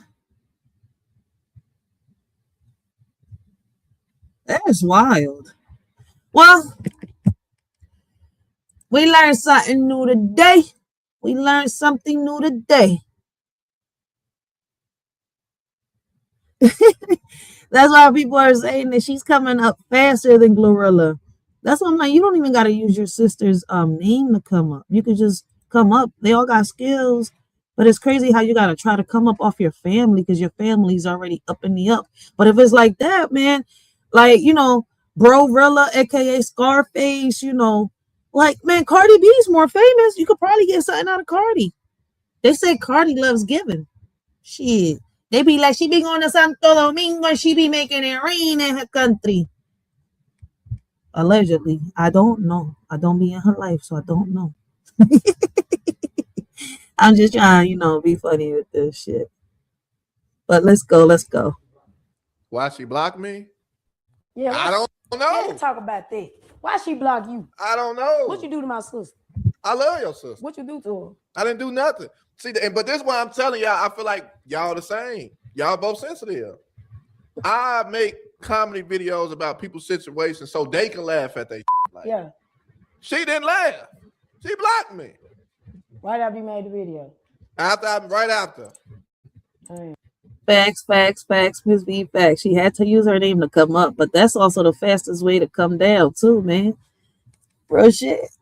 I get where everybody's coming from, but it's like she would have been recognized. It's just that she didn't want to wait. She didn't want to wait for her time. She wanted to steal someone else's time. Am I wrong? I'm like, it's like the little green-eyed monster, like our OGs used to tell us back in it. Don't let the little green-eyed monster take over. Don't let the little green-eyed monster. Well, she let the little green-eyed monster take over. Real shit.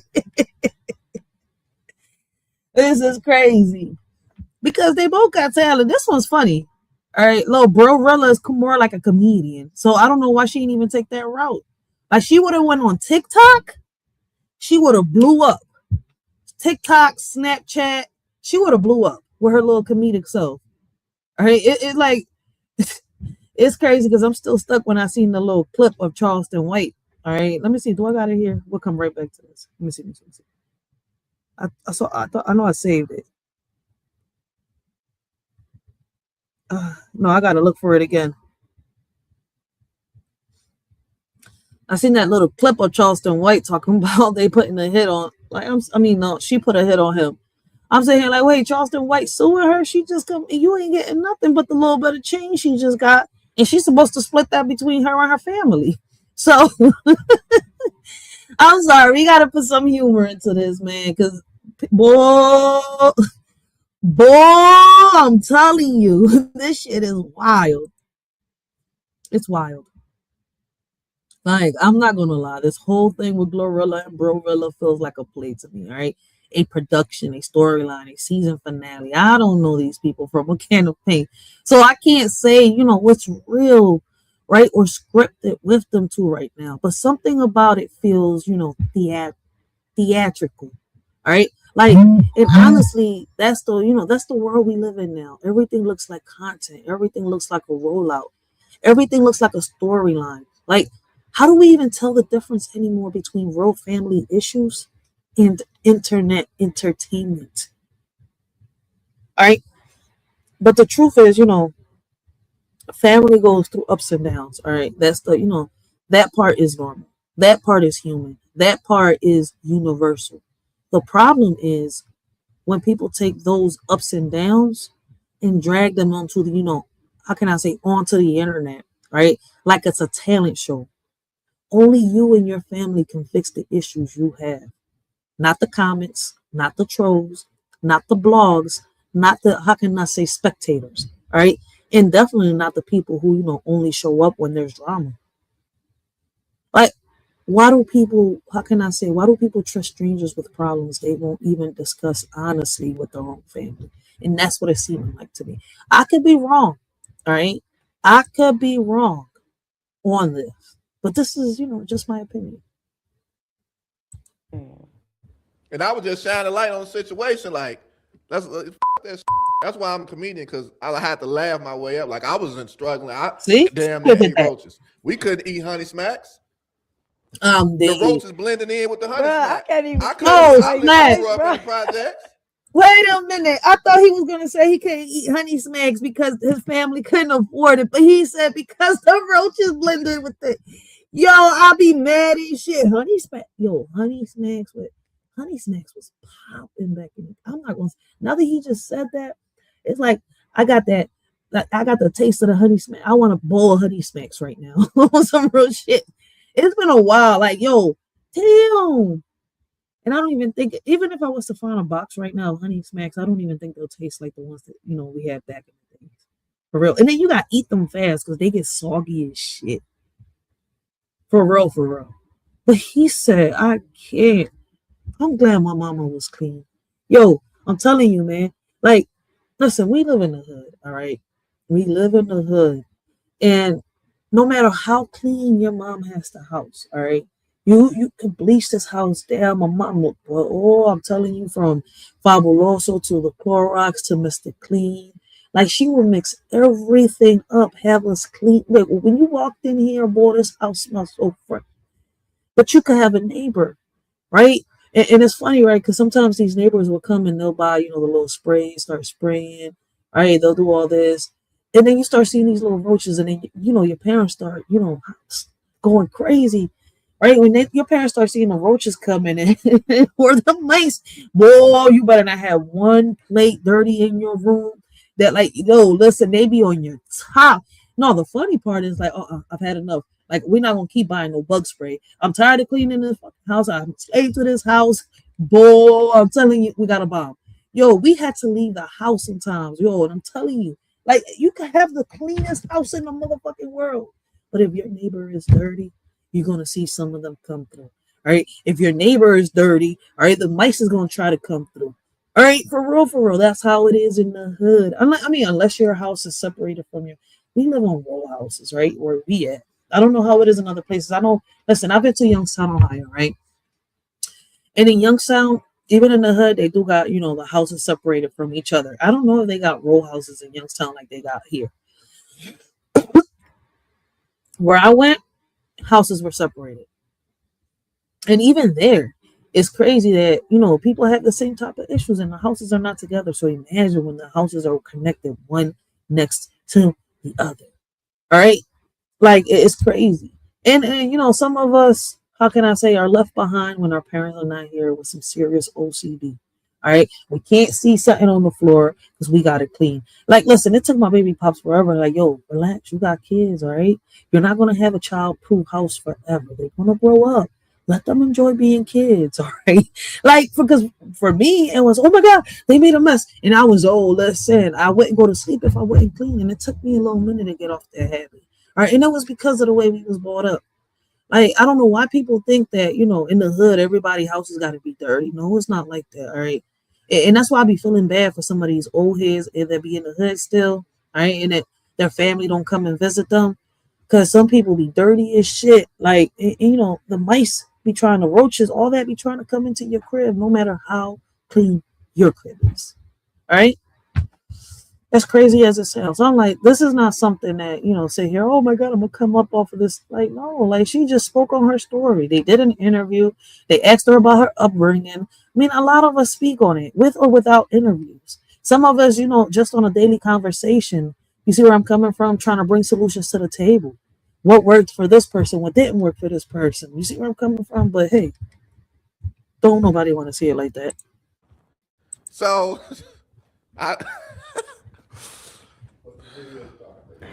I think the video about when Glow blocked me was when they was playing with her when she was in Cali. I talking about the backstage stuff. When they threw water or Man, something, that shit was funny as hell. or spit on her or something like that. But if Oh, you wow. watch the whole video, her actual video, her security kept walking her. My video, we whooped the bitch that spit on her. So it's like always, you know, I wasn't picking on her. Yeah, But that you know, video that's what I'm saying. funny. Y'all sensitive. That's them woods. How is that sensitive? I don't know why she blocked it. That was a better reason. Comedy is comedy. Yeah. You know what I'm saying? You weren't being serious about it was comedy. So I don't Well, know. you right here. I ain't never getting unblocked. So You ain't answer my question though. what was the question? 500,000. 500,000. Right now, with my mindset, with what I've been through, give my mama 100 off top, give my siblings 10 apiece. Well, that's just me off when I was making money back in the day. I wasn't thinking about nobody. I'm not gonna lie. I wasn't thinking about nobody because it wasn't nobody helping me do the shit. It wasn't nobody helping me get to where I'm at. Nobody helped me do nothing. But I'm saying though, but this is what I'm saying though to you. What if ain't none of y'all got out of the struggle though? Mm-hmm. Y'all even grew up into the struggle. Mm-hmm. Y'all, everybody still struggling. Right. So everybody pushing that narrative to us. Y'all ain't ever, we couldn't. Mm-hmm. Shit, we still struggling like her. See, the difference is with helping, you don't have to have money to help. Go to her damn Facts. studio sessions. Drive her to the studio session. She ain't got no car. Take her to the studio session. We Facts. gonna do that. We ain't got no car. Walk with her. What Whoa. facts? Nah, she in the car with a bunch of her damn friends. She always pick up friends. Gloria always been the person to pick up friends over family anyway. Mm-hmm. And it's going to show she doing it now. She got friends. You know how them she be I'm around? blocked. Oh damn. You want to look on my page? Yeah, I'm gonna look on you. She Yeah. ain't block you? Nah, she ain't blocked me yet. That's what I'm talking about. We See, family. she love you though. She love you. She ain't block you. I ain't blocked. She ain't block you. See, that she watching. She want to see what you saying and what you doing. She still peeping the scene. But she still doing crooked ass toward me too. Like she just promoted that fight video, which happened 2 years ago. So, you know. Yeah, what the hell you doing fighting a man? Bruh. We gotta say, I don't even want to give his head no clout on God. Don't say his name, but what the hell? He's trying to, he got mine. I don't even, next question. Emotions. Cause him and his sad about ass mammy, he got mine. Look. I'm dead. Ain't that your ex? That is not my ex. That was somebody I was. How could you do that? What you was doing? I ain't gonna lie. I thought she was a dyke, but she's into men. Oh shit. I thought she was a stud because of the way she's carrying herself and everything. But she's into men. Are you bi? You know what? None of my business. Just curiosity. I don't know how many lives I got left from curiosity though. So fall back, Leo. Bruh. You be have to put your dicks in the freezer I and don't throw them use out. straps. You don't? No. You just munch like. No, I'm not. I'm getting munched on. Oh, What? you the reverse cowgirl. Yeah, I'm not. We don't use toys. Just hands and feet. Nigga, we don't. Oh, bumping and grinding. Yeah, I don't. What I'm getting out of using a strap? Well, at least you know, because a lot of people don't know what they're not getting. Like, They're not getting nothing. out of using no damn strap. I don't use no strap. If when we I'm not coming, I'm not going. Right. I don't. Speaking of and coming and not going, is you a virgin? Yeah. What the fuck? You never got fucked? No, bro. This I've never had no kids. Never got an abortion or none of this. You never got pregnant. I sucked a dick before, but I ain't never got no. You know what I'm saying? What? That was one time. That was only one time I did it. Okay. Oh, I'm confused. This was a sex conversation. It was like a relationship sex conversation type. I don't know what the fuck just happened, but she has been in a relationship with men. Never took dick, but sucked dick one time. And she loves bumping and grinding.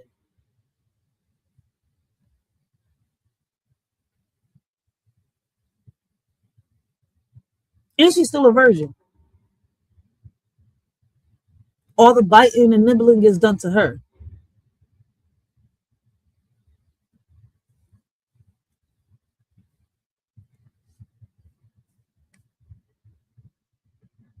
Either she's a virgin and hasn't been in no relationships, or she's not a virgin and she's just trying to play the shit out of people in people's faces. Because either she's straight or she's bi. Whatever. There was one time. What made you suck a dick? Because I was still in the closet, bro. My mama was against the gay. So I had to, he was like, everybody having sex with that girl. I want to say, well, I'll take a dick, but I'm not finna get I don't like men. That was one time. Yeah. How old were you? 17. Sucking dick at 17. That was just a one-time thing, though. You ain't like it. Where my Dutch go? Oh, right here. Like I was never attracted to men. So what is that? So you a stud or a bulldog? Like what's the Thank definition? you. I'm a what? I mean, you a what? Not me. Wait. What the What's fuck? a bulldog? I'm confused. It's like an old. A what? I ain't never seen an old dog. Like wait a minute, stop like blocking her. I keep beeping the shit out of her. I ain't never seen an old dog. Like like gray hair. Old. That's some just man. Let me stop. They gonna my platform. Yeah. Saw how you was fighting. You better leave them alone. She's a what? All right, so she's an old dyke. What she's trying to say, she's an old hoe? I've heard of the phrase an old hoe. She's an old dyke? What the Where my cousin at? My cousin, listen, my cousin's supposed to be like a stud, right? And she broke it down to me one day. She was like, Ray, right? She called me Ray. And she was like, Ray, I hope you know that there's no true lesbians unless, they've never really had sex. I was like, huh? She's like, yeah, like no dildos, no pipe, no nothing. Like they ain't take it. You see where I'm coming from? I was like, wait a minute. Like when they, just flap, coochies and play with, I'm like, okay, I didn't want to know all that, but she kind of broke that shit all the way down. Now, her trying to break this shit down kind of confused the shit out of me. So I do know that a real lesbian, right, has never had sex with a man. She's a virgin. Now, if they've had sex with a man, they're no real virgin. I mean, no real lesbians. All right, they're always going to go back to dick. All right, and my cousin's not the first one to ever say that, but GLORILLA, Scarface, whatever her name, just confused the shit out of me. Then what the hell is an old dyke? You mean an old hoe? And then an old hoe means that you out here fucking Tom, Dick, and Harry.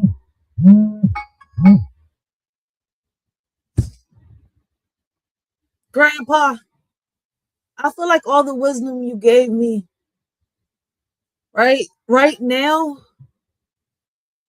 is kicking in. But this shorty right here is fucking with my IQ.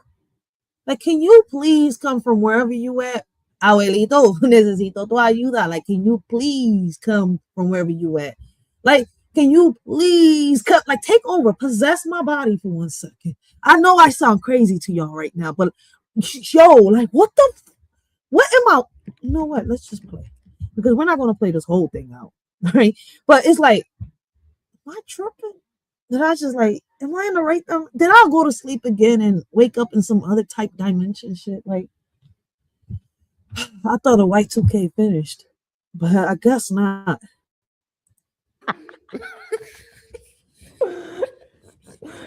Damn, I take this like serious.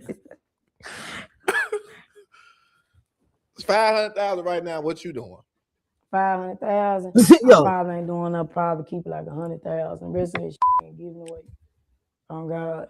And then once I give it to you, you better make a good plan about what you're gonna do with it, because they're coming back.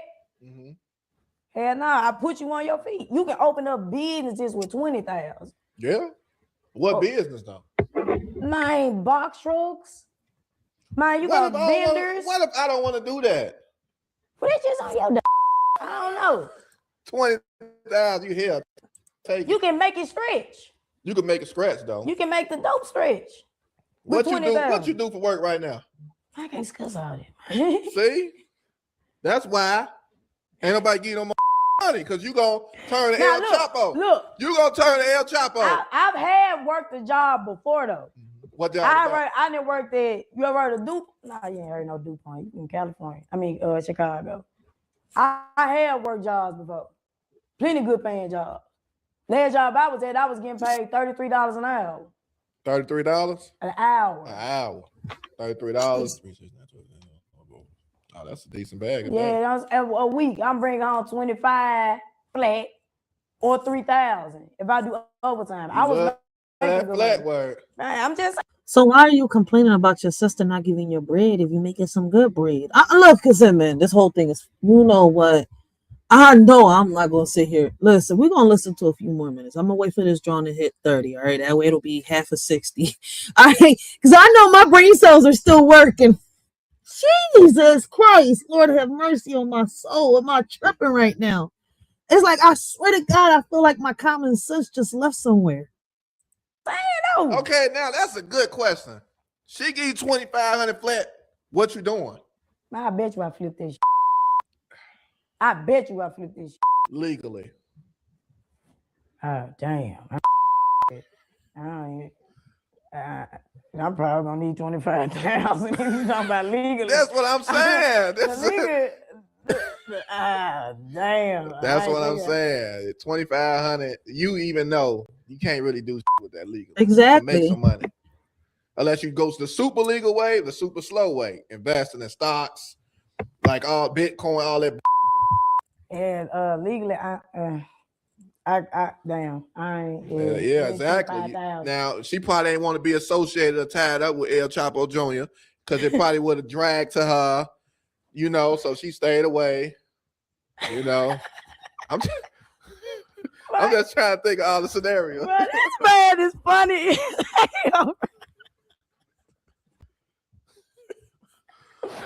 Like, what's the next question? How you feel about finesse?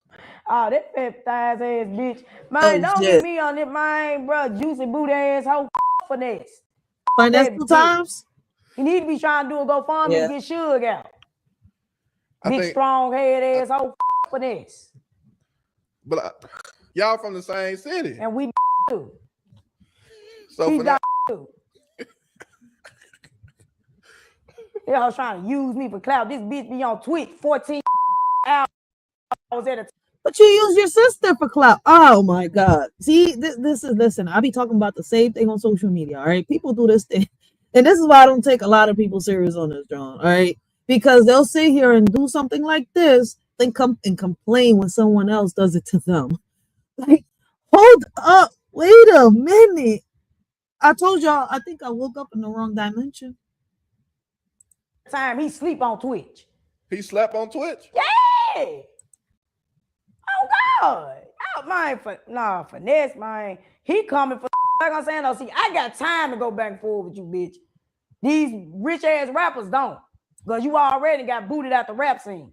How the you go from an artist to a comedian? You started off as a comedian. Exactly. You doing it right. I don't even be trying to be funny though. But that's why both of y'all is hilarious. Nah, his ass, he's a mess. He's sad. That's what he is. Hello? I'm pretty sure Finesse got the money to get Suge out, but she on bond hold, you know. That might. I told him to do the challenge.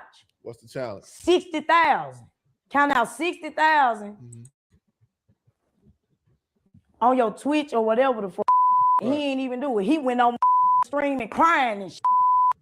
That's what the fuck he did. You can't tell him to do that when you ain't even got 2,500. But he been game longer than me though. What game? All that silver in his mouth he should have. But this is what I'm saying. People get that. Now I got more than 2,500 though. Now. Yeah, I know you got it. Thanks. Yeah, I helped. People get them advances, like, and you got to pay that shit back. Like, I don't know how much your sister got. I don't know. But I'm saying, though, you think she ain't got that back? She got on Kirk Franklin. She got that back. Yeah, but she got that back. But you just said y'all was cords. You had to sneak in her show. She don't with you. You done did something. No, it was just an incident with gloss. So she hold grudge. Well, she do because I'm still blocked. But so she gonna hate this. No, I mean she probably gonna sue me and you after this. She gonna hate this. She goes, I'm on here with somebody she blocked. She like, she went for the nigga I blocked. She finna be mad as a What I know about us ghetto people, we laugh at shit like this. Gonna be like my op freaking up. I'm like, what? Oh, she finna be mad as hell. I'm not an op. So she blocked you. But I ain't blocked her. It's called sensitive. Yeah, that's what I'm saying. She probably sees on my story. Oh, she saw it. Are you scared now? I'm dead. Unblock you. Please curse me out. Unblock me and curse me out. Like, let me know, like, you still with me. Like, at least say, bitch ass nigga, you know that my sister. And I'm going to read it how you talk. What the hell? I know. And then I know we cool. So GLORILLA know I love. I don't really care about social media. Like, it don't prove nothing because even after that, like, she came here to the big jam. I hugged on stage. I was on stage with. Like, I don't be caring about shit like that. People take social media. People will cry if you unfollow them. Like, bitch ass nigga, what you unfollow me for, bitch? Like, yo, he ain't lying. But listen, I'm gonna pause it right there. All right, y'all can go check that out yourselves. But this whole situation is wild. All right, like, here's the truth. All right, family goes through, ups and downs. That part, like I said earlier, is normal. That part is human. It's universal. The problem is when people take those ups and downs and drag them onto the internet. Like, it's a talent show. All right.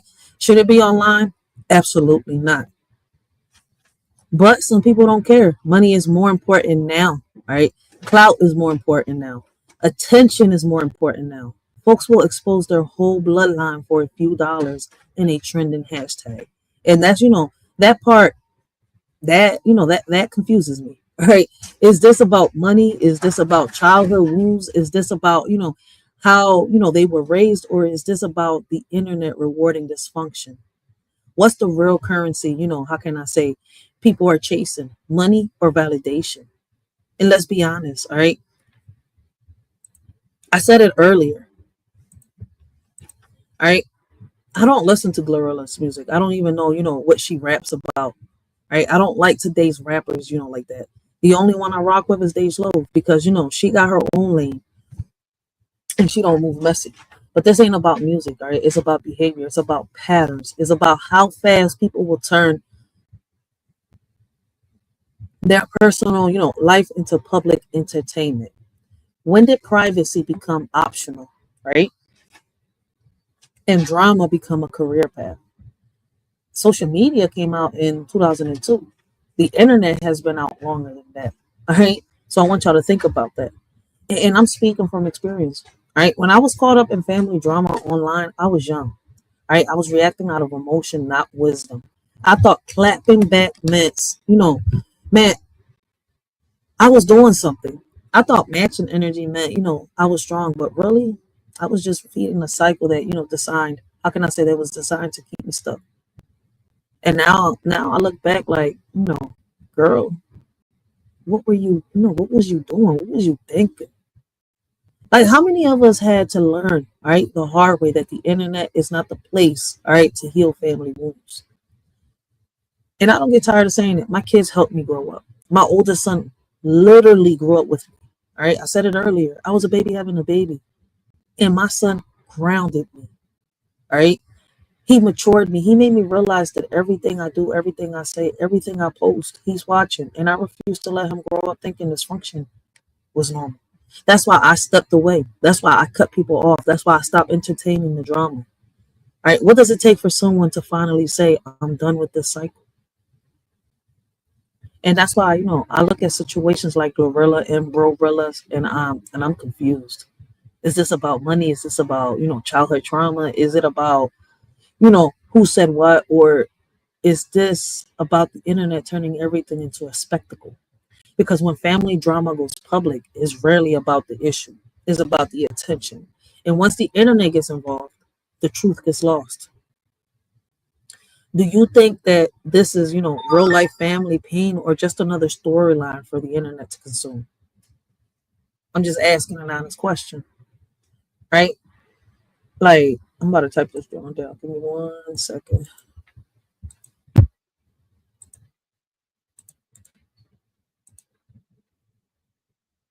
All right.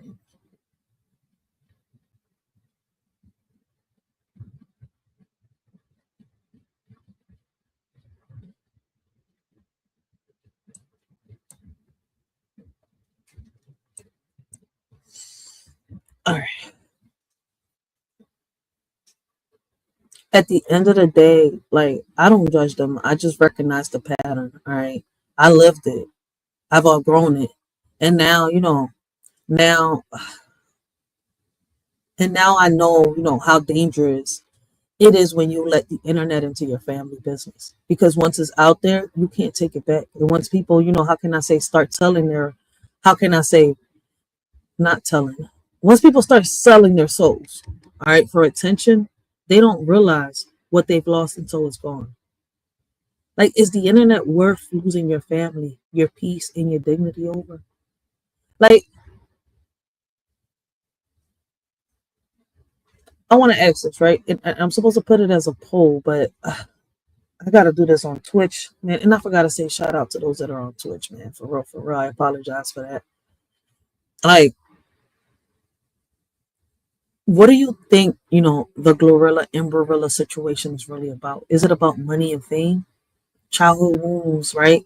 And how they were raised, attention and clout? Or is it like a mix of everything? And in my opinion, I feel like it's a mix of everything. But I could be tripping. I could be tripping. All right. And since I'm talking to myself, right? Let's keep going. All right. Like, we gotta be real for a second, right?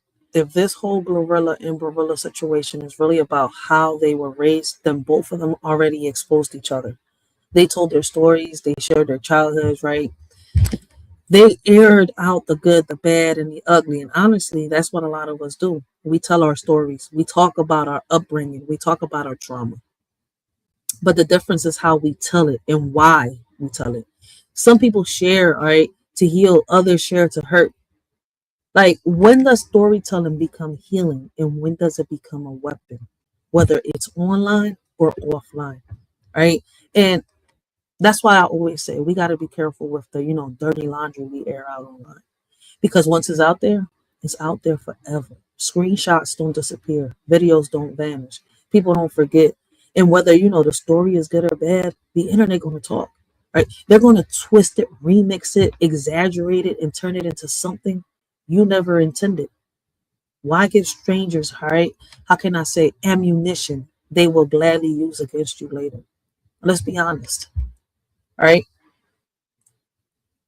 A lot of us grew up in the hood. A lot of us didn't, right? A lot of us didn't have perfect homes. Some houses were clean, some were dirty, right? Some had roaches, some had rats, some had traps. Shit. Some parents worked two jobs. Some parents were, how can I say, on supplemental income. Some parents were barely holding it together. We all struggled in different ways. So when people expose each other's upbringing, right, like it's a scandal, I'm like, baby, right, baby. That's half the country. Why shame someone for a childhood they didn't choose? Come on, man. Like, and the real question is why? Why certain people, how can I get why not certain people? Why certain information, right, gets put out there? Because sometimes it's not about truth. That's why. It's about revenge. It's about embarrassment. It's about control. It's about hurting someone, right, in the deepest way possible. And that's why, this situation with the two sisters, all right, feels tricky. It doesn't feel like healing. It feels like, how can I say, retaliation. It feels like pain talking. It feels like wounds that never got treated. How much of what we see online is really pain disguised as keeping it real? And I'm speaking from experience. When I was young, I responded out of emotions, not wisdom. I let anger drive me. I let, triggers control me. I let people push buttons they knew too well. And I thought responding meant that I was strong. Right? It meant that I was doing something at that time to me. But really, I was just exposing myself. All right. I was giving people access to parts of me they didn't deserve. And I look back now like, girl, you was fighting battles that didn't even matter. How many of us have learned the hard way that silence is sometimes, the strongest response?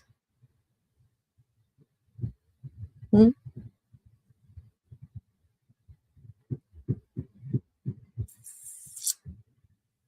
What does it take for someone to finally choose peace over, pettiness? Like, this Glorilla and Barilla, situation hit different because when family drama goes public, it's really about the issue, right? It's rarely about the issue. That's the crazy part. It's mostly about attention when it comes out online. Like, it's about the validation. It's about the internet choosing sides. But the truth is, nobody online can fix what happened in that house growing up. All right. Like, nobody online can heal childhood wounds. Nobody can rewrite the past. Only the person that's been through it, that, is going through it, has been through it, can. Like, why do people expect the internet to solve problems that started long before the internet existed? At the end of the day, whether this is about money, upbringing, jealousy, or pain, it's still family. And once you expose family online, you can't take it back. You can apologize, you can reconcile, you can heal, but the internet will always remember that. The question is, are you strong enough, right, to get past through it? That's why I say be careful, be intentional, be wise, because some people pretend like they have nothing to lose, but they lose everything anyway, right? Their peace, their relationships, their dignity. And they only realize it when it's too late. Like, is the moment of clout worth the lifetime of consequences behind it? It's a question can't nobody answer. All right. Now,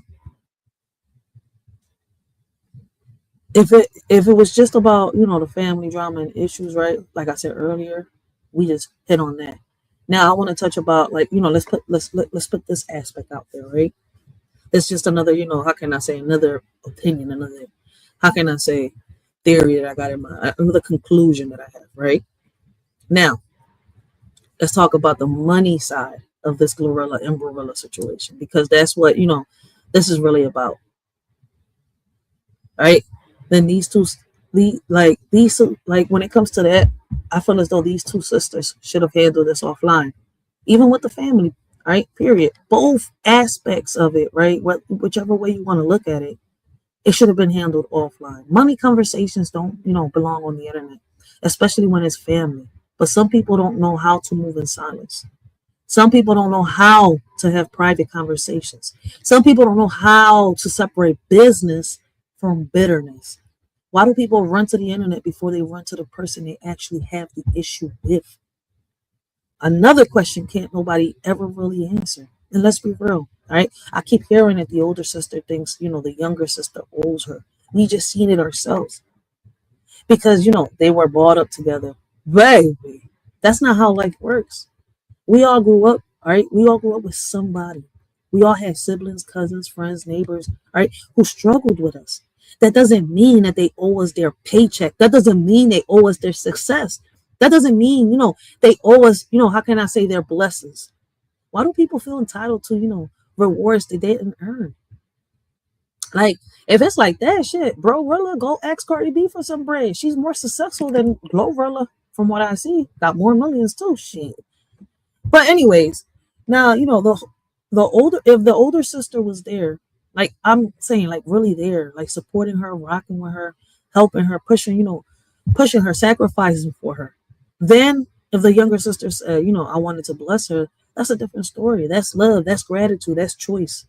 But entitlement, that's a whole different demon. All right. And too many people confused. I was, how can I say?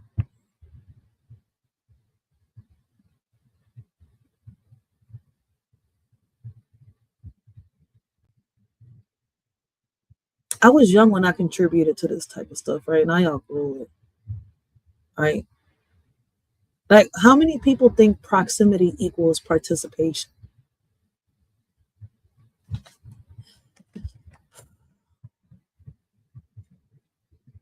And let's stop acting like, this is, people keep saying, oh, this is, some new generation stuff. No, it's not. This has been happening forever. Family wanting, how can I say, what they didn't work for. Family feeling entitled to success. Family thinking, their, other blessings belong to them. This is ancient behavior. The only difference is now that people got Wi-Fi and they ring light, all right? So, why do people act like, clout created entitlement when entitlement been around since forever, even before the internet? Mind you, the internet came out in 2002. Social media came out in 2002. The internet came out way before that, right? Way before that. It's just wild. Listen, you know what? Let's be honest, all right? Some people, how can I say, don't want to work for their own. They want shortcuts. They want handouts. They want, the benefits about the grind, right? They want the spotlight without the sacrifice. And when someone close to them makes it, suddenly they feel cheated. Suddenly they feel, old. Suddenly they feel like they deserve a piece of the pie, right? On some George Jefferson type shit. We're moving on up, right? But, dude, you ain't work for that piece of pie. You wasn't even there. All right? For you over here fighting for the piece of pie that you didn't even bake. Why do people expect blessings they didn't bleed for? You want to walk a mile in this person's shoes, whether they related or not, and take the credit that they worked hard for, but you don't want to bear, right? You don't want to bear the cross that they carry. And here's the part nobody wants to say out loud, all right? Sometimes the person who was there wasn't really there. Sometimes, they were, how can I say, they were a part of the problem. Sometimes they were the ones causing pain. Sometimes they were the ones holding you back. Sometimes they were the ones laughing at your drama. But the moment you make it, suddenly they remember every time they handed you a cup of water, like it was, life-changing, like they were your life support. Like if what they were doing was a life-changing contribution, why do people rewrite history the moment money, enters the equation? All right, and let's talk about the real question, right? All right, like now that she's up, does she feed the family? Why am I saying that? This is why. Now that she up, does she feed the family? Who is it? One and the only Scarface, aka GLORILLA, aka you did. You know what I'm saying? What the dance like a dance? You did. Yo, what's So, happening? Oh, not yet, Papa Duck, not yet. Chill, chill. We ain't getting to you yet. Calm down. We got you, Papa Duck. All right. Is she? Did she give back? Did she show love? Because if she did, then the older sister, like the younger sister is wrong, right? According to her. And if she didn't, that's still her choice. That's not an obligation for someone that has made it to give you something. Because success doesn't come with a contract that says you owe everybody, whoever stood next to you, something. Is helping a family a responsibility or a choice? And I feel as though that is a choice. Right? At the end of the day, this whole situation is tricky because it's layered. Money, upbringing, jealousy, entitlement, pain, childhood wounds, right? And the internet stirring up the pot. But the one thing that is clear, family drama mixed with money and social media is a recipe, for disaster. And once you expose your family online, you can't take that drama back. All right. That's why I always say move with wisdom, not emotion. Is the internet worth losing your family, your peace, and your dignity over? Right? Like,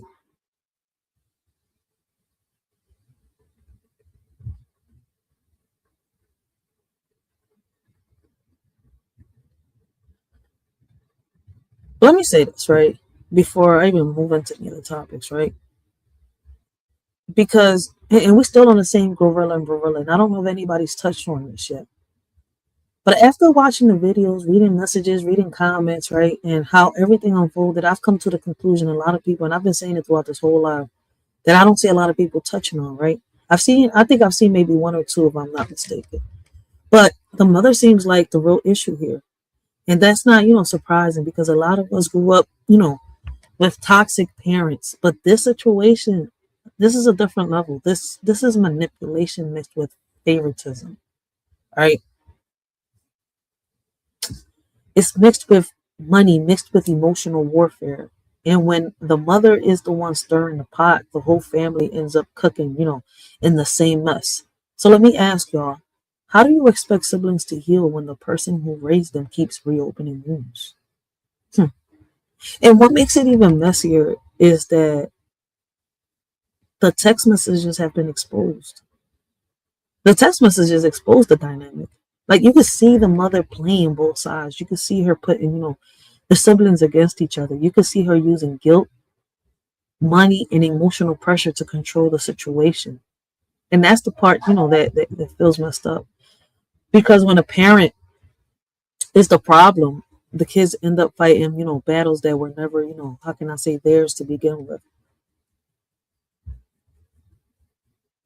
Like, how many of us grew up fighting each other, when the real issues was the parent who taught us to fight? And let's be real, all right? A lot of celebrities have the same, how can I say, pattern. Toxic parents who see, how can I say, their child's success as a paycheck. Parents who didn't protect their kids growing up, but but want, how can I say, to profit off of them now. Parents who create chaos because chaos keeps them, relevant. It's sad, but it's common. Fame doesn't fix dysfunction, right? It magnifies it. So let me ask y'all, right? Why do so many parents treat their children like investments instead of human beings?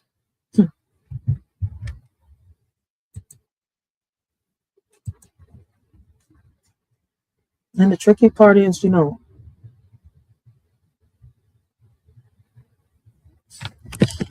it comes to these two sisters, it's that the mother seems to be the one feeding the fire, right? She's the one whispering in ears. She's the one choosing sides. She's the one like pushing narratives. And when parents do that, the siblings end up fighting shadows instead of each other. Like they think they're arguing about money or childhood or loyalty, but really they're arguing about the emotional damage their, mother or father never healed in themselves. Like, how do you break a cycle, right? That started before you were even born? Because this is wild. Like, and I'm not judging them because a lot of us been there. A lot of us, had parents who played favoritisms, right? Parents who lied, parents who manipulate, parents who, use siblings as pawns, parents who created that division because, unity meant they couldn't control you anymore. And when you grow up in that environment, you don't even realize how toxic it is until you step, back and see the patterns from outside. Like, how many of us have had to unlearn the dysfunction our parents normalized? And it's happened. I mean, it happens a lot. Like, that's why I said this earlier. I don't know these people personally. I don't know their full story. I only know what I've, researched and what I saw. But from the outside looking in, it's clear the mother plays a major role, in this mess. And when the parent is the source of the chaos, the kids end up carrying trauma that ain't theirs. Right? They end up fighting each other instead of healing together. Like, how do siblings rebuild when the foundation they grew up in already was so cracked? Maybe I'm asking the wrong questions. I don't know. And that's why I opened up the floor. The link is, in the chat for anybody who wants to, come up and share their perspectives, because I don't know everything. I don't pretend to. Right? I only speak of what I've seen, what I've lived, and what I've learned. And before I move on to Pastor McNutt, I want to hear from y'all, because some of y'all, some of you might know more. Some of you might, relate, and some of you might, live through the same exact dynamic. Like, what do you see when you look into this situation? Right? Is it pain, manipulation, or a cry for help? Like, or is it all the above? Like, at the end of the day, right, whether it's money, upbringing, or manipulation, one thing is clear: the family is hurting, right? And when a mother pits her children against each other, the damage runs deep. It affects adulthood, it affects relationships, it affects self-worth, and it affects how siblings see each other for the rest of their lives. That's why conversations like this matter, because some of us are still healing, right, from the same wounds. Like, are we ready to break the generational patterns our parents never had the courage to face? Like, this is wild. Really, really wild. Let me put the link right here. All right, if anybody wants to come up, all right, speak on this on the social media, pick a side, GLORILLA BRORILLA situation for a few minutes, y'all can, before I even, touch on the Pastor McNutt situation. All right, let me put this on. All right, if anybody wants to come up, y'all more than welcome. Religiously, understand the 7 principles of hell. You understand the 7 demons within you. You understand the whole concept. It's a whole metaphysical concept. We didn't go over that, but anyway, so from a spiritual standpoint now when we say demons are owners, what happens when you vibrate in that frequency, when you have those emotions? Understand what emotions are. Your soul has to express itself. How does it express itself? With energy. That's how your soul expresses itself, with energy. These feelings, these emotions that you have, that's your soul expressing yourself. So now when you get into emotion, energy and motion, emotion, that's your... That makes sense. That kind of explains why I feel the way that I feel and I perceive things the way that I do. Check this out, coach. In a family of tradition, I stand out like a sore thumb. Born into the wrong lineage, feeling like I'm on the run. Surrounded by expectations that I can never meet. Yearning for a different fate, longing for retreat. Mismatched with my bloodline, an outsider in my own home. Struggling to find my place, feeling lost all alone. Dreaming of a different life, where I could truly be free. Cursed with this legacy that never quite fits me. Not just born into the wrong generation, but the wrong family too. Bound by blood ties that suffocate and constrain my view. Searching for acceptance in a world that doesn't understand. Destined to break free from this legacy unplanned. I don't know, I just question everything. Like, They say he's portrayed as a deceiver, but in the scriptures, his words seem pure. If he spoke without deceit, what does that say about the Lord's esteem? You argue over his motives, trying to reconcile the contradictions. If he was truthful indeed, what does that say about the divine's needs? Lilith, she's in disguise, a woman who brings the skies to ruin. Her heart so cold, a mother, she's in control. Peter Pan was a fairy tale, or was it? When you look around, the majority of the men are childish, never wanna grow up, being messy, causing chaos, living in the world of make-believe, and never taking responsibility. Lilith in disguise, a woman of deceit, causes mental lust and leads them to retreat. A woman who should be cast away in the world of shadows. She lives in the gray. Tinkerbell's light flickers in the darkness of their souls, searching for eternal youth and fun. But time marches on and responsibilities beacon. Will they ever learn to put away their toys and become men? Lost boys playing games, never wanting to face reality, flying through life with no direction or purpose, avoiding adulthood like it's a plague to be avoided, leaving a trail of destruction in their wake. Lilith, a mother she should be, but in her heart she's free. She abandons her duty, leaving her children in disarray, lusting her game to men she plays. She leads them astray, and they pay the price. Karma. I guess people don't understand that karma can go both ways. It just depends on how, their mind perceives it. Karma can go, real deep if you're not careful. Bro, you know the missing component? Like, people think to feel. Again, you're working from the outside in. You have to work from the inside out. Right. The reason people can't manifest because they don't even believe they can have what they asking for. You gotta match that frequency. And belief is the feeling, it's not a thought. Right? This is where people get all this mixed up. So if you feel to think, feel to think. This is why you have dream boards and stuff like that, right? They want you to look at it and use those 5 senses. Any practitioner teaching you how to manifest things, what do they always say? Go and put yourself around the things you want. Why? So you can use those 5 senses so you can get a feeling of what the things are. So now you have a clearer picture of what the things are. So now people will try to manifest and look for the object they manifesting, but they not matching the frequency of it. So what happens is the universe gives you things to build you up to matching that frequency, to your own personal belief that you even deserve what you're asking for. Yo, you spitting some gems right there, coach. But for those of y'all in the background, man, check this out, yo. They say karma's bad, but is it true? Depending on your actions, that's how she'll come for you. She's a friend to me, but an enemy in your head. Karma brings me peace, while in your mind she spreads dread. We blame God for the problems around us, turning a deaf ear to our own mistakes. We blame the devil for our misguided actions, lost in the shadows of regret and mistakes.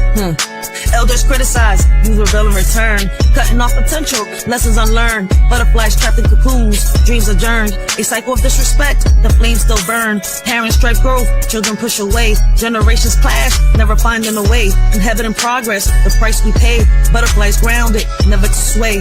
The cycle repeats, a never-ending chain. Misunderstandings persist, causing pain. Lost potential lingers like a stain. Generations at odds, searching in vain. We're stuck in a cycle of pain and sorrow, hoping for a better tomorrow. Black lives matter, white lives matter too.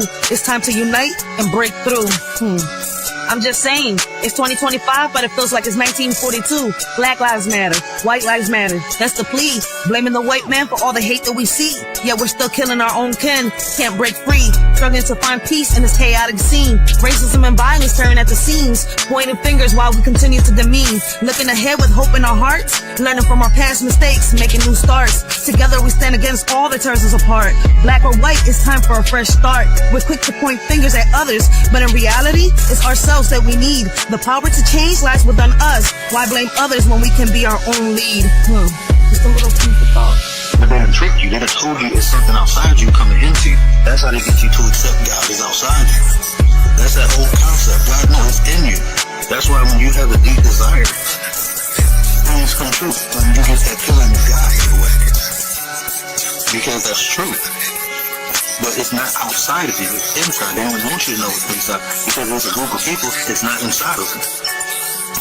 They have to get you to participate and give that energy away so they can have those experiences.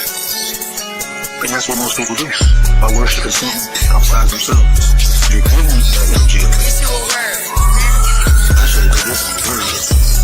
In the balance of right and wrong, karma scales tip where they belong. She rewards my deeds with serenity, but in your thoughts, she breathes enmity. What you sow, you shall reap. Karma's justice runs deep. I find solace in her embrace, while she hunts you with no grace.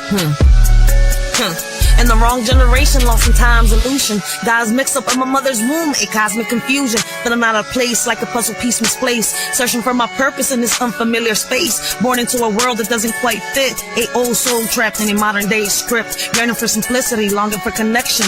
In a fast-paced world of constant rejection. I navigate this life with an ancient soul's gaze. Struggling to find my path in these chaotic days. Perhaps God had a plan beyond what I can see. To challenge me to grow and set my spirit free. But they done tricked you. They done told you it's something outside you coming into you. That's how they get you to accept God is outside you. That's that whole concept. God knows it's in you.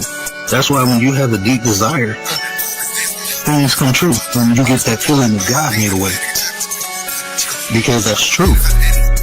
But it's not outside of you. It's inside. They don't want you to know it's inside. Because there's a group of people, it's not inside of them.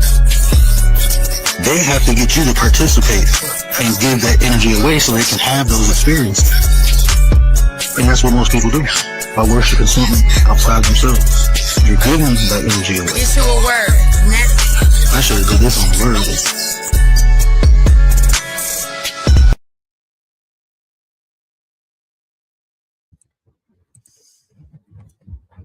All right. Since ain't nobody touched the link, all right, we're gonna move on. Cause I ain't gonna be talking to myself like 10 hours, like I'm pulling a shift on this job. So I'm gonna move on. We keep talking. So let's touch on this Pastor McNut situation, because in my opinion, right, my opinion on him hasn't changed, and it's not going to. What he's accused of is beyond disgusting, beyond betrayal, beyond anything a community should ever have to tolerate. And while, I can't speak on, street justice on this platform, y'all know exactly what I mean when I say accountability needs to be real, not symbolic. But by law, he should be behind bars, right? Period. And the fact that, we even have to debate this shows how broken the system, is. But it's not broken. It's doing exactly what it's supposed to be doing, right? But we'll talk about that, on another live. All right, on another live. Like, why do people, who harm children always seem to get the, how can I say, most protection? We talked about this man before, right? And how can I say, nothing about how I think or feel has changed. What shocks me is every time, right, is how many adults hide behind titles: pastors, coach, teachers, officers, mentors, and and use that power to harm the very kids they're supposed to protect. And society lets them. The church lets them, the community lets them, the system lets them, and then everybody acts surprised when the truth comes out. How many titles do we have to strip away before we admit danger was the person, not the position?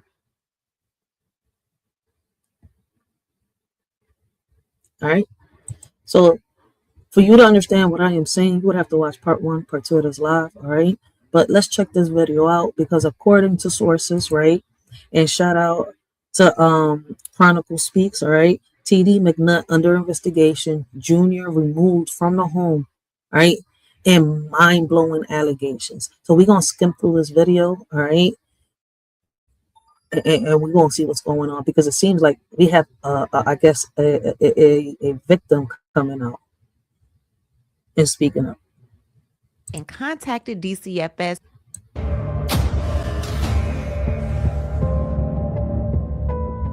I really want to start this video by saying thank you. I appreciate every single person who reached out, made calls, sent emails, and contacted DCFS regarding Junior, also known as Quinardo, and the situation involving Apostle TD McNut. That's what he calls himself. Because of those collective efforts, there is now an open investigation into this matter. And more importantly, Junior has been removed from that home and has been placed with family members on his mother's side for his safety and well-being. That did not happen by accident. That happened because people paid attention, people spoke up, and people refused to look the other way. There's real power in numbers, and what TD McNut intended to be a moment of embarrassment for this young man, a video meant to shame and humiliate him publicly, became his own undoing. The community didn't see discipline. The community didn't see correction. The community saw a child in distress, and instead of scrolling past it, People stood up, they made calls, they shared resources, they advocated, and they protected. And that is exactly what adults are supposed to do when a child cannot protect themselves. This situation has now reached far beyond one household. It has gained national and international attention. And because of that visibility, there is real hope that Junior will not be placed back into an environment where concerns have already been raised. That being said, activist Jedediah Brown, I've been following him since the Kanika case. Yep. He has been on this case like white on rice. He has been down in West Palm Beach, Florida. He's talked to mcnut. He's spoken with family members, church members, but what shocked me the most is this flyer that he pulled up from 2016. This is at the Jesus Christ International Ministries Incorporated. It says, "Come and hear a life-changing testimony. I almost married a man. I almost married a man. Come and join us this 5th What the Sunday, July hell? 30th." Yo, that is wild, man. Listen, I said it in the first part, man. Something about this bull, man, is nasty. When we did the live about Pastor mcnut, I don't know. Listen, and it's crazy. When are we gonna come out with, how can I say, putting away all priests, pastors, and stuff like that do this? 1st, 2016, for a dynamic, life-changing testimony from Apostle T.D. McNutt. T.D. McNutt Ministries International, West Palm Beach, Florida. This man, who claims to be a psychologist, which we'll get into later, obviously has some things that he's battling within himself, and being around these young boys is not helping. You had some, didn't you? I know you tried to eat. You ate it. I know you did. You got a strong mouth, man of God. What? So God is great and greatly to be praised. Hallelujah. And all that. And so then we're gonna help our young people. Absolutely. Yes. That's it. That's all. So y'all get ready. And I have not selected the panel yet, glory to God's name, but I'm going to pick the most transparent people to talk. Amen. Amen. We can't be up there. Oh, I used to do. God did a lot from. I don't want to hear that. Amen. I want to hear just what you did. Yes. It seems like a lot of people are looking at this pastor more like, I cannot say, a God. Like they worshiping this man, and it seems like he's feeding off of it. It seems like he's trying to start like some type of cult type shit. And maybe I could be wrong. All right. And it seems like his aim, right? And like, well, is kids. His target is kids. And the only way you can love a person is through truth. Amen. Yes. Hallelujah. Let's get a little bit more word. We're going to go. I'm so excited about this Prince Abraham that's showing up today. Glory to God's name. Hallelujah. And he has no idea, but that's how I'm going to address him. That's how I want you all to address him. All right. He's Prince. All right. He's Prince Abraham. All right. And so God is a great God above all God. That's that other young boy that the mom was talking about. And that's why I question, like, why did the mom even, leave her son with him? Why are these parents doing this? Some of them are saying because, the father is not in the picture, but so you just going, like, family or not, I'm raising my child. I decided to make this kid. I'm going to raise this kid. Hallelujah. And so I'm looking forward to, glory to God's name, this transformation that he'll come into. But when I see him, the first thing I'm going to say to him, King of Glory, at the airport in Fort Lauderdale, first thing I'm going to say to him is, I love you. Welcome home. That's all I'm gonna say to him. Bless you, Minister Russell. That's what I'm gonna say to him. Now I know he lives in Chicago. I get it, but I'm a Mississippi boy. Glory to God's name. And Mississippi is a hospitality state. Glory to God's name. Hallelujah. Okay. And so then that's how we move and prophetically in our family. Glory to God's name. And so I'm gonna hug him and say, welcome home. Glory to God's name. Hallelujah. I've already got to hear from Nikita, who is Prince Abraham's mother, but she was also the stepmother to Cam. Get to a better state. Oh, wow. To be a better man that I want him to be. So I entrusted him with my son, and I should have never done that. I did not sleep. I did not eat. And he eventually said to me, okay, I'm going to send him home. And he sent him home on Saturday. And my son got home. As soon as I picked my son up from the airport, he gave me hugs. But my son the next morning woke up and said, Mom, you need to confront T.D. McNutt because he hurt me. Huh? And now this is personal for me because he tried to do the same. He tried to break my son. My son is very intelligent, My son is very strong internally. I spent a lot of time with my children, pouring so much into my children. So why would you leave him in the arms of someone else? Family or not, man. If I'm raising my child, I'm putting all my effort into it. And I'm raising my child to grow up a certain way. I'm not just going to be throwing him over here or have him house hopping from house to house. Oh, I'm single. I'm by myself. No, a lot of us, listen, man. Shout out to a lot of these mothers out here. All right. I know that fathers are needed in the homes. All right. But sometimes, all right, we got to be really real. Sometimes there's a reason that the father is not there. It could be that, may they have peace in paradise. They're not there with, their child and the person, they made the child with. Or they behind bars. Does it excuse? No. All right. They listen, they could be an abuser, a molester. You see where I'm coming from? And there's could be plenty of reasons why a father isn't in the home. All right. Like sometimes it could be, like a lot of situations, right? Which people say is new, but it's been happening for a while too, right? The mom is the reason why the father is not in the home. All right. So whether it's a single mother or a single father, we got to keep pushing, because there are a lot of single fathers out here and they do a hell of a good job out here raising their kids by themselves with no mother in the picture. The problem is, right, when we start accepting help from those that we know deep down we shouldn't be accepting it from. All right. And we push away those that really want to help with good intentions. That's the crazy part. But some people are not, how can I say, bold enough to admit that. And he tried to break that down within a couple of days. How many days is this that we're talking about? We're talking about 5-day span.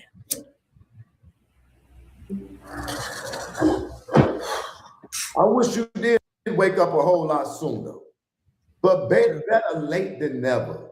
Is Junior in trouble, in your opinion? He is. He is. He needs to get out. That's a shame. He needs to get out, and we need to get him out because he will be next. My son did witness Junior getting beat as well. Oh, wow. He witnessed TD, mcnut, and Carmisha go into the room. He said he sat with Cameron and watched the whole movie. They were still in the room. And then the second movie came on. 30 minutes into the room, he finally came out of the room, huffing and puffing and going into the bathroom. And my son was looking to see if he could go in and find out what happened and if he could comfort Junior. And Cameron told him, no, don't worry about it. Just don't worry about it. Sit down. It's okay. Oh, MJ, why is this sounding kind of like Pastor McNutt is Diddy, right? And Cameron, the young boy, is Usher turning Justin Bieber. It's, it's crazy, but it's like, listen, be careful with who you leave your kids with, all right? Listen, let's talk about the youth, because they don't just get failed by the system. They get failed by their parents too. All right. I'm not saying that every parent is bad, but some parents are not doing their job. Some parents are not protecting their kids. Some parents are not paying attention. Some parents are so wrapped up in their own chaos, they don't even notice their child is drowning. And when something happens, everybody wants to blame the system. All right. How can we expect the system to protect kids when, some parents won't even try? As a parent, it's our job, all right, to protect, nurture, and guide our children, all right, until they can protect themselves. That's the assignment. That's the responsibility. That's the calling. But some parents fail their children so badly, the system becomes the default parent. And the system is not built for love. The system is not built for healing. The system is not built for protection, all right? It's built for paperwork. How many kids end up, in danger because the adults in their life never showed up for them? All right. And listen, once those kids fall into the system, most of them get, fall straight, right through some cracks, neglected, ignored, overlooked, passed around like a file instead of, a human being. And the same system that swears is here to protect them ends up, placing them in homes that were unsafe. unstable and straight up dangerous. And then, wonder why the kids grow up angry, broken, or lost. How can a system claim to protect children when it keeps placing them in harm's way? Like in this situation. Okay.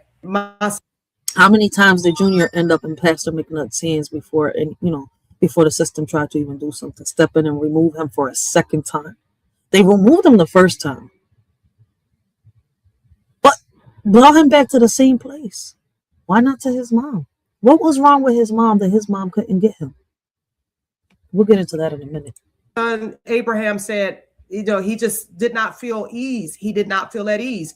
And that's when he really wanted to come home, because he saw the mother and TD go in that room, and it was a very long time. TD McNut and Carmisha, which is Junior's mother, went into the room for hours. With Junior. And he came out crying. I thought the mother wasn't there. Like we had, how can I say, reviewed and reacted to on the first video. Something is not right. Yes. Children tried to see why he was crying, and Cameron. My son Abraham tried to go and see what was wrong with Junior, and Cameron said, "No, sit down. He's okay." His brother stopped him. Yes. That's crazy. What do you speculate was going on in this room? I speculate he was getting beat and humiliated and talked about and downed, which is something that he does. He does the humiliation part in the church in front of everyone. He calls Junior a demon. He says, "Well, Junior," and this was the last Sunday service. Junior was in service, and I think he accidentally fell asleep, or he was tired or what have you. And TD McNutt called him out in front of everyone and called him a demon and told him to go stand up at the wall and wake himself up, and then gave a little bit of 5-minute. It was about 2 to 5 minutes of degrading and humiliating that little boy in front of everyone. And y'all watched and didn't say nothing. I'm confused. So y'all remember the initial case? Junior got in trouble at school. He lifted up his shirt to show the reason why he did not want them to call McNutt. They contacted him anyway. He was arrested, and then there was a no contact order to where he was not supposed to contact Junior, although he was still in contact with Junior's mother, Carmisha, who happens to be his cousin, and he was giving Carmisha advice on how to parent Junior in his absence. With that being said, the investigation was closed, but you won't believe why. Now, there are so many people. We discovered that Mr. McNutt potentially have wrote some of the protocols for the child protective services of the area he lived in. Y'all don't want to hear this. I'm talking about, do you all hear what I'm saying? That Mr. McNutt might have been an advisor to the government of West Palm Beach, Florida, or to the DCF as the state of Florida. And some of the stuff about sexual abuse, relationships, and adoption. Okay, so let me say this in a different way. When we were on our way to Florida, we was wondering why we kept getting calls about the laws of the state. Oh shit, everything sticks out to me because he knows somebody in power in the state. So wait a minute. If he's freaking connected, man, like I've been saying, yo.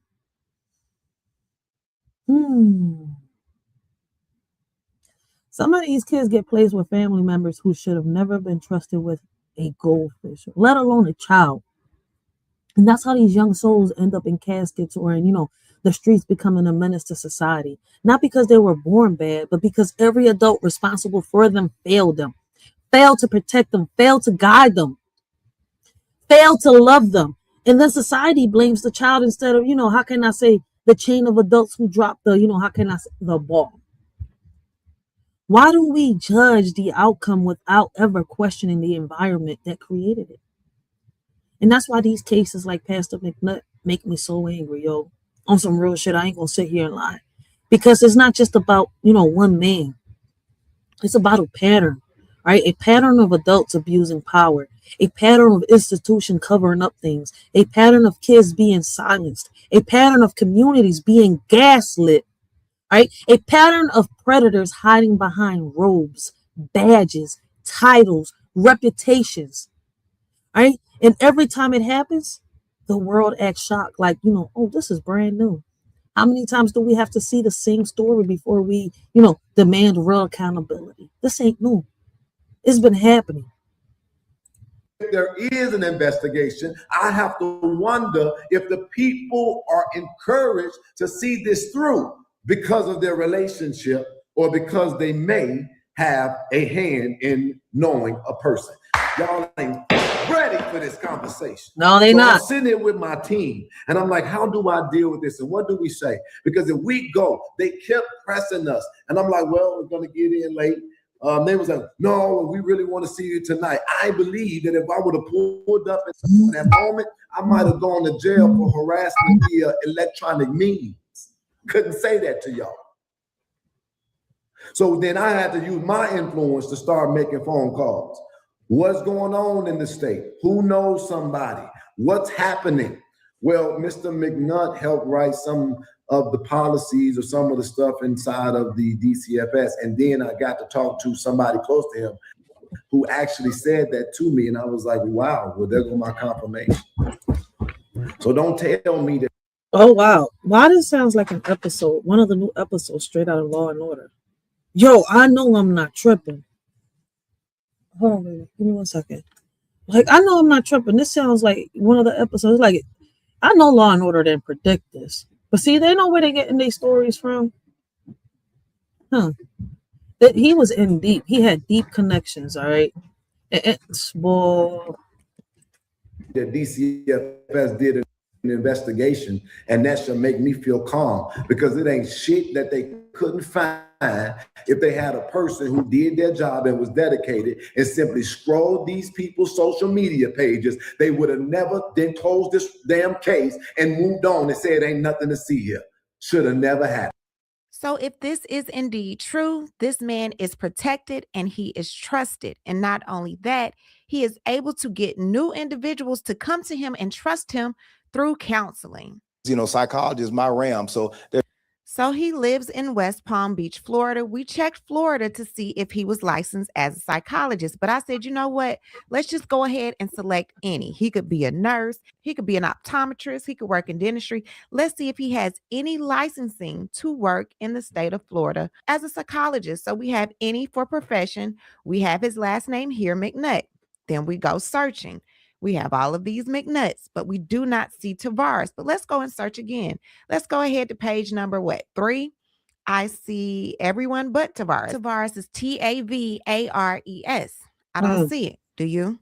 And I know you may be thinking, well, maybe he got his license in another state, and that could very well be true. But to practice as a psychologist in Florida, you must be licensed by the Florida Board of Psychology, even if you're fully licensed elsewhere. So that's crazy. This is sounding like, even though he's not in this category, right?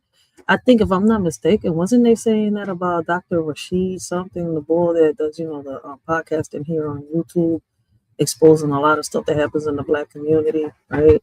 I think Dr. Rashid, they're saying that he got a fake license because he got his online and they couldn't find a real, certificate saying that he was a real doctor, yeti. It seems like there's a lot of that going on. And what's crazy is, right, going back to TD McNutt, right, he has deep connections and no certificates, no license verification is able, they wasn't able to pull none of that to verify that he is actually a psychologist. That is crazy. Name would be here, and it's not. He is the owner of Revealed Counseling Center, LLC in West Palm Beach, Florida. Here you see his logo. He has the boys here on his Facebook page. So we have the Revealed Counseling Center here. It was established January 4th, 2017. He's listed as a professional counselor, but the location of this business, Portofino Way, this is an apartment. Then we have none other than yours truly, Mr. T.D. McNutt, as the visionary. Then we have the location here, which is an apartment. So who are you counseling inside of this apartment? Then we have another counseling facility that he calls The Cave. You may have heard him talk about it before, but The Cave, same address. T.D. McNutt is the visionary and the founder. Now, y'all remember this. The Cave's location, from what you just saw, was at the apartment, right? he is strengthening the cave. Glory to the name of the Lord. Some of you all may not know, I have a ministry called the Cave. Cave is where many people come and they have all kind of issues, all kind of stuff is discussed and dealt with in the cave. But I want to tell you, not just discussions happen in the cave, but then deliverance happens in the cave. Glory to the name of the Lord. Freedom happens in the cave. Glory to the name of the Lord. Hallelujah. And when the Lord gave me that authentically, glory to the name of the Lord, when the Lord gave me the cave, I was excited about it. And then I'm still excited about the cave. Glory to the name of the Lord. And so, you know, I just wanted to share with you all for a moment here. Hallelujah is what God gave me. God. The cave. I was good for Hallelujah. the What goes hallelujah on in the part. cave Lord and have what's mercy. discussed in the cave. Some people don't want He's their still situations ranting about this publicly damn known. cave. To abuse another person sexually, to Ooh. rob. Glory to the name of the Lord. Do you know how many people have been? I mean, in jail. Is this what you doing? Oh, is you confess? Oh, so is the cave somewhere where you confess? Well, y'all know how I feel, man. This mofo belongs in a casket. Just don't want to talk about it. They want out. They want help. They want healing. Hallelujah. But don't know where to turn. Don't know what to do. I want to tell you there's a place called the Cave. Glory to the name of the Lord. And there's a man called Apostle McNut. Yeah, I'm here to help. Glory to the name of the Lord. Let's skip through. Let's see. We got a new person over here talking. Knowing TD McNut and also an individual that pretty much introduced me to TD McNut. All right, this thing with TD McNut has went viral. I mean, it's really went viral, right? And my wife sent it to me like last week. She sent it to me, and I'm like, I just start instantly thinking back to like, I know this man, like this, what these people are really awing and wowing about, like he's been doing this. So I really realized like through this thing happening that feel like, nigga, you a survivor. Like you a survivor of something that could have literally like took you under. Okay, I'm from St. Louis. I live in Atlanta, Georgia. Oh, wow. So he's saying that he remembers TD McNut from his childhood. He's calling TD McNut a survivor. Or is he the survivor? Because the way he's talking. But see, people who normally do this have already been through some trauma. You see where I'm coming from? And they pass this trauma on. And it seems like, you know, hopefully Cameron, all right, it seems like he's another victim. All right, it seems like it, in my opinion. He's the oldest one out of all of them, right? And he seems like he's also a victim, all right? And he's been groomed, in my opinion. But hopefully he gets treatment and he gets help, because I'm not going to sit here and lie. Cameron could keep the cycle going if they don't give him the proper support and the proper help. Now, been here for 6 years. I'm a musician. I'm an entrepreneur. I'm a husband. I'm a father. Okay, so I won't be calling any names and things like that. I'm just gonna talk. So I end up meeting Apostle TD McNut. I'm gonna call him TD McNut. TD McNut. I end up meeting him through an individual that I was connected to. And when I met him, he was always pretty much weird to me for how he talked and how he maneuvered, as far as, in a sense, I would say control and manipulation, even through conversation. It's almost like when he talks, he literally, can manipulate through his words, just how he moves. So I met him through an individual.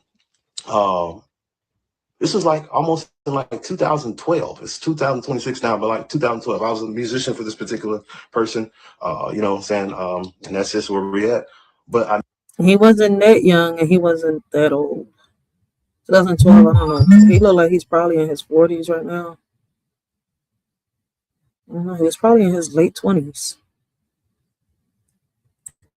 met him, and the crazy thing about it is the two guys, I think his name was Christian or Chris, and the other guy, I actually remember seeing them at TD McNut's house. Like, oh, wow. So I've actually experienced being at TD McNut's house one time through a person I was playing for regarding church ministry and stuff like that.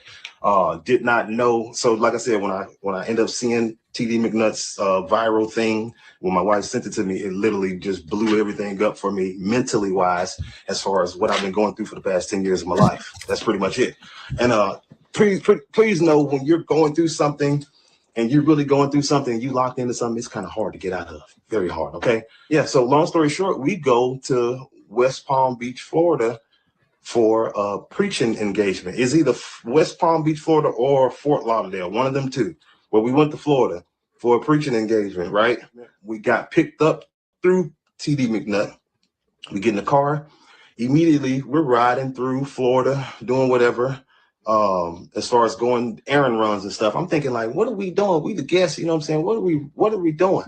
We picking up trophies and stuff for the awards and stuff. Like, I'm like being serious. Like, I'm literally picking up trophies with my own hands. I'm a guest, not trying to say I'm bougie or nothing like that, but I'm trying to get to the story of how the control and manipulation as soon as you meet a person. So yeah, we're doing all that. And then next thing you know, we had a service that night that we had to play for. We had to check in the hotel. So when I Fort Lauderdale, okay, thank you. So when I get into, that's how y'all know I'm telling the truth, okay? Thank you. Just but get to when the story. I get to the hotel, well, when we get in the car, this is a serious topic. Says, well, I heard your back is hurting. I heard your back is hurting. And he didn't ask me if I needed my own room. He just said something regarding about my back hurting, something regarding that. But he was asking me about where I'm going to be staying. And I'm thinking, you know, my room, wherever I'm going to be at. So I ended up staying with the individual in their room. I didn't have my own room for this trip, which was kind of weird for me. But the funny thing, I feel like the individual knew that I wouldn't have my own room. Okay, you get what I'm saying? So it was kind of weird for me. Once again, this is my first time ever playing on the road. This is my first time ever traveling on the road. I'm just excited to be on the road. I'm a younger adult. I'm an adult. All right. So we end up going to the hotel after that. No, we end up going to McDonald's. I never forget. I've never, and y'all gonna probably laugh because I'm like a silly person, but when I tell you, I will never forget TD McNutt eating some French fries from McDonald's, like a large French fry, like the way he was turning the steering wheel with his hand while he's eating the French fries. It was like really queenish type behavior. You know what I'm saying? And I'm not talking about the person. I'm literally stating the facts of what I experienced through life. Okay. Okay. I don't know if he got abused or what, but he's confusing the crap out of me. I mean, I was thinking that he was going to tell us what he really went through, but listen, I'm going to leave that right there. All right. When we ask, where does the failure start? People love to point at the system. All right. They love to point at the system first. And yes, the system is, how can I say, doing exactly what it's supposed to be doing. All right. It's broken. That's the plea, but it's not. All right. Like, the truth is, it's harder. The failure often starts at home. When one parent is the aggressor and the other parent stays silent, the silence, all right, becomes a second wound. A child doesn't just experience the harm. They experience the betrayal of, the parent who watched it happen. And that betrayal cuts deeper than anything, all right, than anything the aggressor ever did. Like, how does a child, learn to trust the world, all right, when, the people who created their world didn't protect them? Psychologically, right? Hold on one second, guys.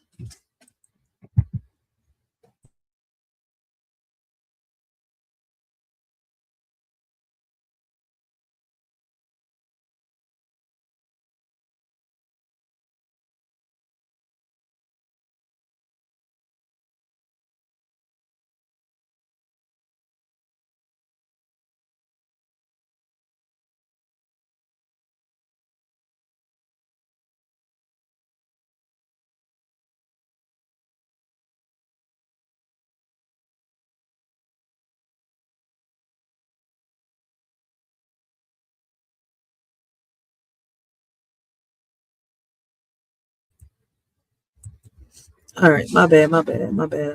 I had to do something real quick. All right. Well, listen, psychologically, like when one parent, harms the other,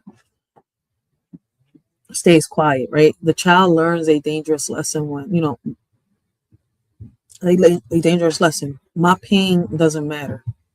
That silence becomes a message, Eric. All right. A message that, you know, says you're on your own. A message that says your safety is optional. A message that says love doesn't include protection.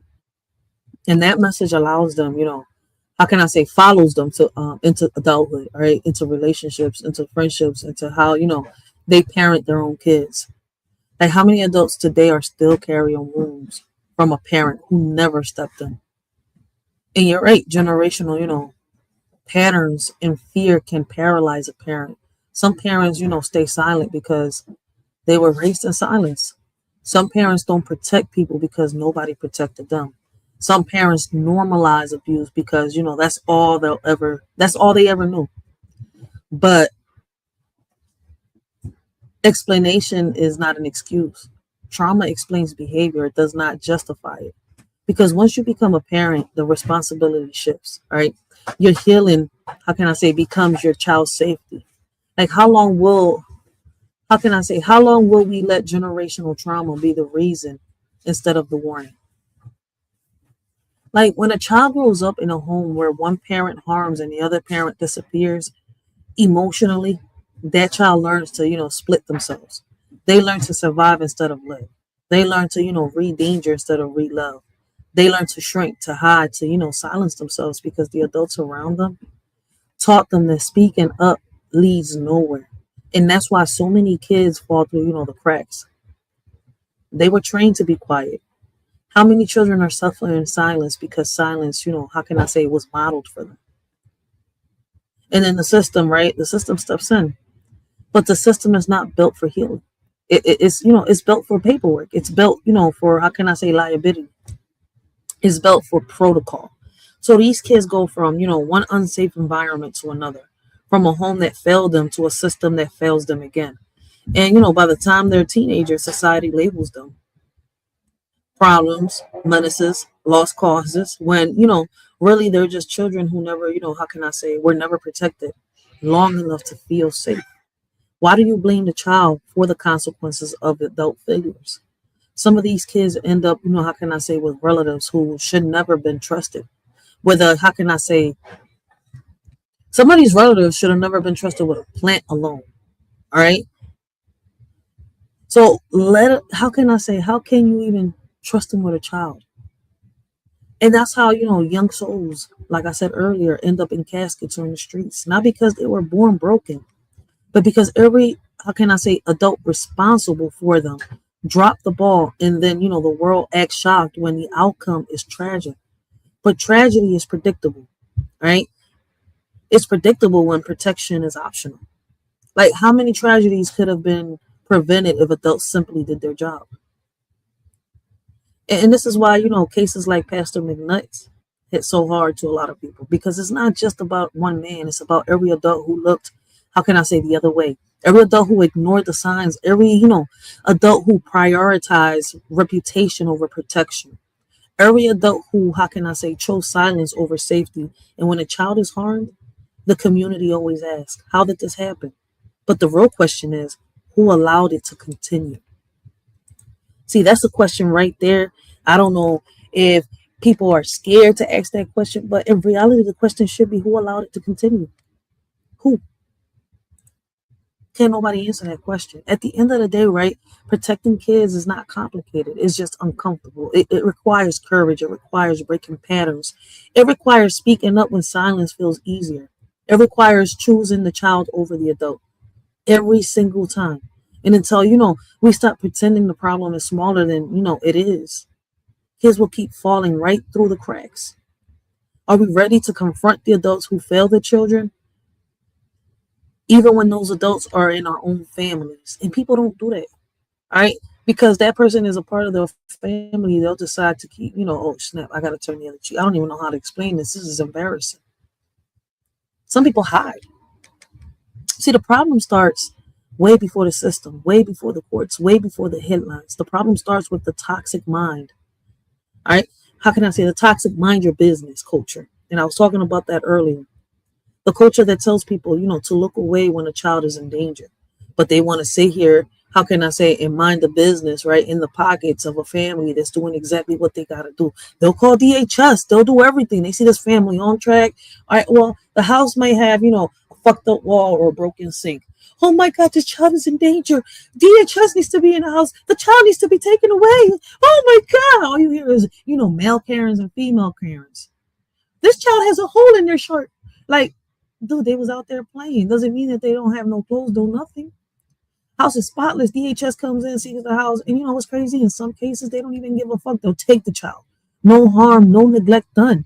Food in the fridge, everything. There's nothing wrong with the child. But the ones that are going through it, DHS ignores them like that. But they'll fuck with a family that's doing what they gotta do. It's crazy, right? It starts, with that mindset. The mindset that has, how can I say, that has protected more abusers than any law has ever. People hear screaming, see bruises, notice, fear in a child's eyes, and instead of stepping in, they say, yo, that's not my place.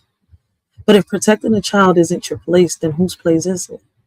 How many children have suffered because adults, chose silence over responsibility? Don't complain about it if you ain't gonna do something about it. And boy, I'm telling you, man. When a child grows up in a home where, how can I say, where harm is happening and nobody, intervenes, their entire foundation of safety, it shatters. Home is supposed to be, how can I say, the safe place. The world, how can I say, is supposed to be the scary place. But when that flips, when the danger is inside the house and, the silence is outside, the child learns that nowhere is safe. And that kind of wound doesn't heal with age. It grows with you. How does a child build trust in adulthood when their first lesson was, how can I say, you're on your own?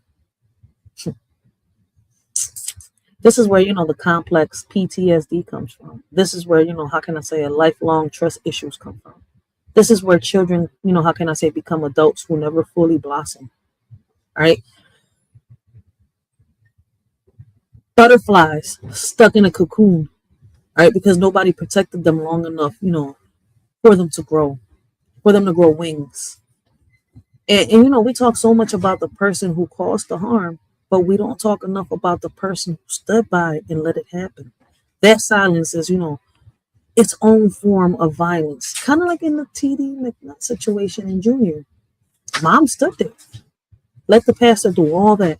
Why do we ignore the damage caused by the parent who watched instead of the parent who acted? They both are complicit in this shit. All right. When a parent doesn't protect their child, it creates a unique kind of pain called betrayal trauma. All right. It's not just fear, it's confusion, it's heartbreak, right? It's the collapse of everything a child believes about love. Because a child expects the world to, to be, how can I say, unpredictable. All right. But they expect home to be safe. When home becomes the battlefield, the damage lasts a lifetime. How do you heal from a wound that comes from the person who was supposed to shield you? And let's be real, generational patterns play a huge role. Some patterns stay silent because, they were raised in silence. Some parents don't, how can I say, intervene because nobody intervened for them. Some parents normalize abuse because that's all they, ever knew. But explanation is not an excuse. Trauma explains behavior. It does not justify it. Once you become a parent, your feelings become your child's safety. How long, will we let generational trauma be a reason, all right, instead of responsibility? The silent parent is not innocent. The silent parent is not neutral. The silent parent is not staying out of it. The silent parent is participating through inaction. All right. They are teaching the child that their pain is invisible, that their, fear is exaggerated, and that their safety is, how can I say, negotiable. And that kind of betrayal hits harder than, the abuse itself, because it becomes, how can I say, it comes from the parent the child trusted the most. Is the silent parent just as responsible as the aggressor? In my opinion, yes, but I would love to hear y'all perspectives. All right.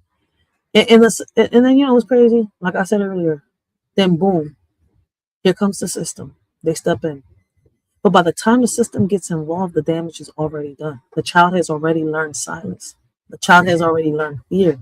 The child, how can I say, has already learned that adults can't be trusted. And the system, instead of healing, often repeats the same neglect. Kids get replaced in unsafe homes. All right.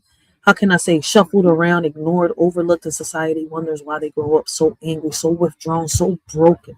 How can a system protect children when the culture around them teaches them silence? Can we be real about that? At the end of the day, protecting children requires courage. The courage to speak up, the courage to, how can I say, intervene, the courage to break generational patterns, the courage to confront the adults who fail kids. We can't keep pretending, all right? The problem is similar. How can I say, not similar, smaller, all right, than it is. We can't keep blaming the system without acknowledging the silence in our own communities. And we can't keep ignoring the silent parent roles, all right, in the trauma. Like, are we ready to break the silence, or are we, going to keep letting children pay the price, for adult fear? And I hope I'm saying this right. I'm hoping I'm putting the words together, right? All right.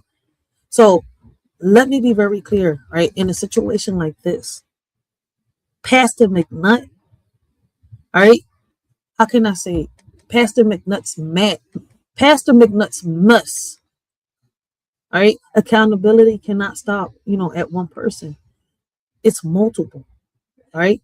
If multiple adults were present, aware, or suspicious, and they did nothing, right, then every single one of them carries responsibility. Because there is no way I'm sending my son to anybody's house to get straightened out, especially if I see, all right, red flags.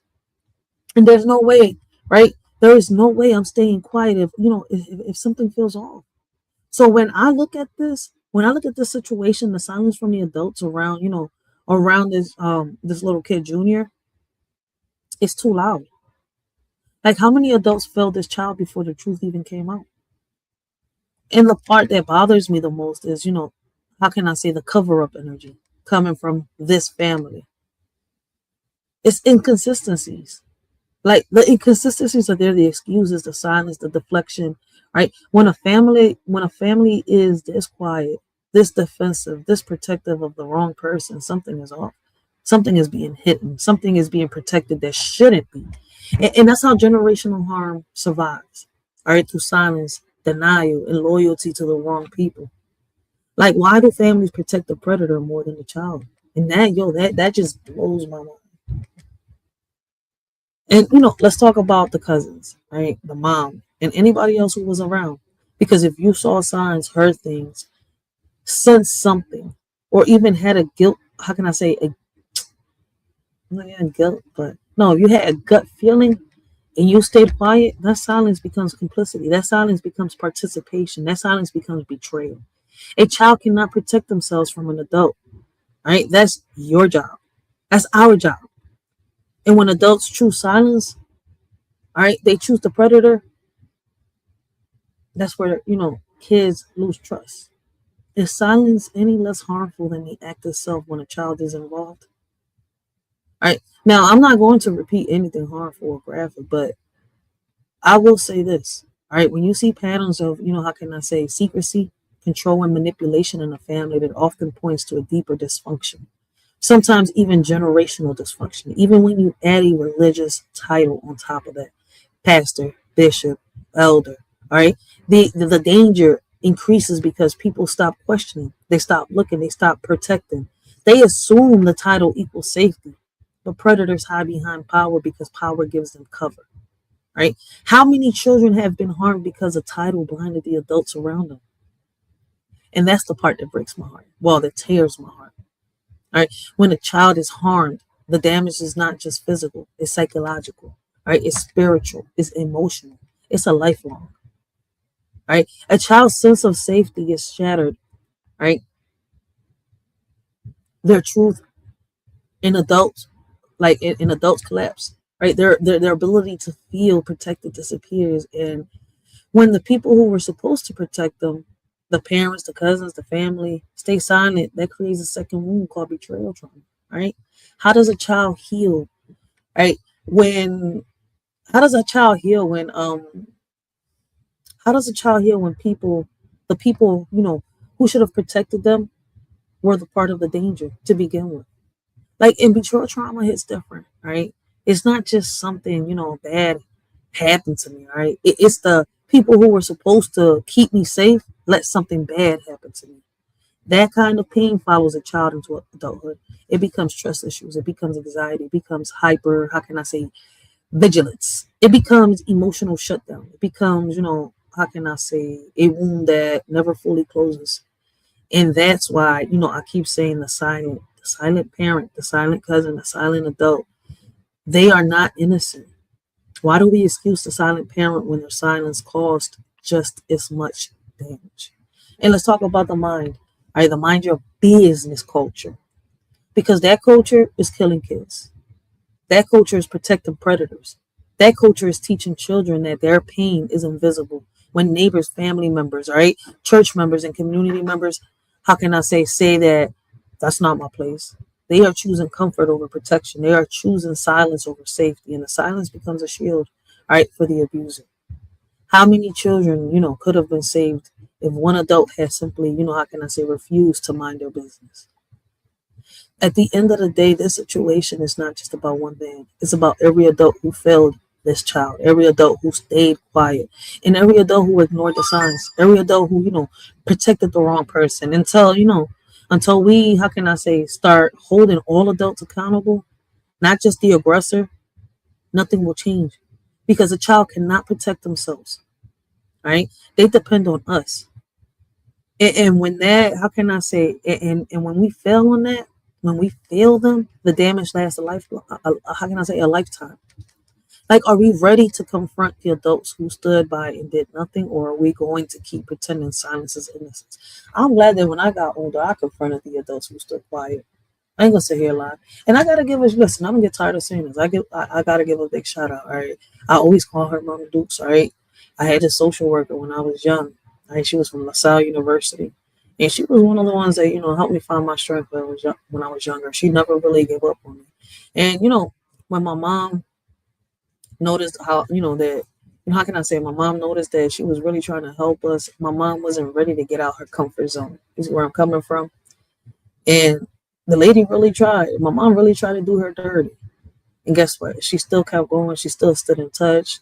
And, that lady, right, that I'm speaking on right now, shout out to Ms. Arnett Gonzalez, all right? She really inspired me to pick up my first poetry book, and it was Maya Angelou. All right, she was the first person that, I'm not going to sit here and lie, explain to me was really, sex was really about you know, what was I mean, even though my mom had some conversations with me, listen, y'all know my story. But shout out to the social worker, all right? Because there's a lot of people out here that we think aren't fighting for us, all right? And they are. Some of us don't realize it, and some of us do, and we do something about it. So I got to give her a big shout out because she really inspired me, to do a lot of things, right? And I did them. Like, I wish I would have listened to her earlier because, like a lot of people say, right? It's crazy because a lot of people say that where I'm at right now, I should have been at a long time ago. But see, I'm not where I want to be. I'm not where I want to be yet. I'm just where I'm supposed to be at, I guess. Because at one point in time, I was running off of anger, emotions, and not logic. So, everything has consequences.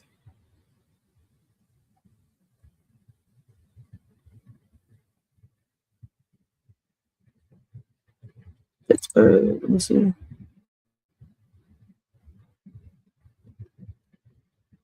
You're welcome. I think you meant to say thank you for the live show. You're welcome. I appreciate you, Jimmy from Mississippi. Shout out. We got Mississippi in the building. I think he said Pittsburgh, Mississippi, huh? Shout out to Mississippi, yo. Welcome to Philly, baby. But listen, right? Let's talk about responsibility because I'm not going to be much longer on this live. All right, guys. All right. I'm really not, but I want to get this all out because, like I said, man, those that are, rocking out with a shorty before, like when I do come back, like I gotta give y'all, I gotta like, listen, I gotta show y'all some love. All right. I know that on April we're gonna do a little giveaways, but I appreciate all those that come through, have a conversation with me, talk, share the lives, like smash that like button for a shorty, help me bring awareness and more. All right. But listen, let's talk about responsibility because in this situation, like, Pastor McNuts, right? Like I said earlier, it's never just one person. Yes, the person who harmed the child carries the heaviest weight, no debate there. But the adult who stayed silent, that family who covered it up, that one who saw, the red flags and ignored them, they all played a role. It's crazy because harm doesn't happen in isolation. It happens in environments where silence, denial and loyalty to the wrong people create a shield around the predators. How many adults failed this child before the truth even came out to the light? And it's crazy that the truth wouldn't have even came out to the light if they wouldn't have did that live on the little young boy's birthday. All right. There's no way, a lot of us would send our kids to do these type of things, man. And the cover up energy in this family is too loud. Cover ups don't happen around innocent people. Cover ups happen when the truth is too ugly to face, and when a family protects the predator instead of the child, that's not family. That's a cycle of generational harm. Like, why do families protect the abuser more fiercely than they protect the victim? Something about the situation feels deeper, darker, and more twisted than, what's being said publicly. When you see secrecy and silence and loyalty to the wrong person, it often points to, once again, generational dysfunction. How many children have been harmed because of a title, can I say, a title that blinded adults to help them? This is wild. Give me a second.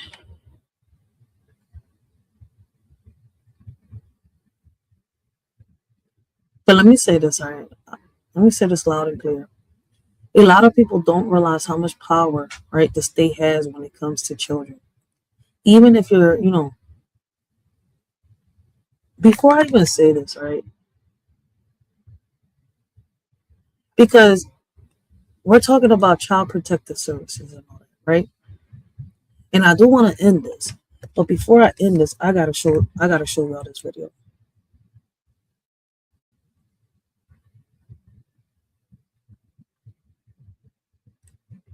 Boom. Wow. All right, because I gotta show y'all. I gotta show y'all my boo. Like, a lot of people don't realize how much power the state has when it comes to to children. Even if you're the legal guardian, right? It kind of it's on topic, right? But it's off topic at the same time. All right, it's on topic because a lot of people don't even realize that they that we're talking about social services right now, right? And DHS and all that, right? And DHS has a habit of fucking with families that are doing what they gotta do, right? And leaving the families that are harming children to the side until shit blows up and then they gotta really intervene. But if you're a parent out here, right, and you've only obtained a certificate, never been in front of a judge, whether you're a mom or a dad, both of you gotta go to the court, right? Never been in front of a judge, right, to claim your child. I want you to understand the state has a lot of power if you don't go claim your children, right? Like, when it comes to children, even if you're the legal guardian, the state can still intervene under certain conditions. And that scares people. It makes people, it makes parents feel like they're fighting a giant machine. But here's the truth, right? The state can only step in when a judge decides the safety, right? That there, how can I say that there's a safety concern, right? And how can I say it's not automatic? It's not because you didn't claim your child, right, in court, but the fear of losing your child to a system that doesn't always protect them. That fear is real. Like, why do so many parents feel like the system is watching them instead of supporting them? And it kind of does, right? Like, let's talk about child protection services, right? CPS, DHS, however y'all want to call it, right? Because people have a lot of, how can I say, mistrust. And honestly, some of it comes from, how can I say, real experiences, right? Families have, seen kids taken. They've been taken unfairly too at that. Families have seen kids left in dangerous homes. Families have seen the system fall over, and over again. But we got to be careful not to turn, how can I say, that mistrust into misinformation. The system is flawed. right? Inconsistent and sometimes negligent, but it is not legally tied to trafficking, right? That's what they say, right? Y'all know I'm kind of censored, right? Let's flip that. Y'all know how I think now, right? The real issue is that the system is overwhelmed, right? Underfunded. And often, how can I say reactive instead of, how can I say preventative? How can a system protect children when it barely has the resources to protect itself then? That's because the system's not broken. It's doing exactly, it's not meant to protect our children. It's meant to protect, you know what? Businesses. Whoo! You know why a lot of this is happening?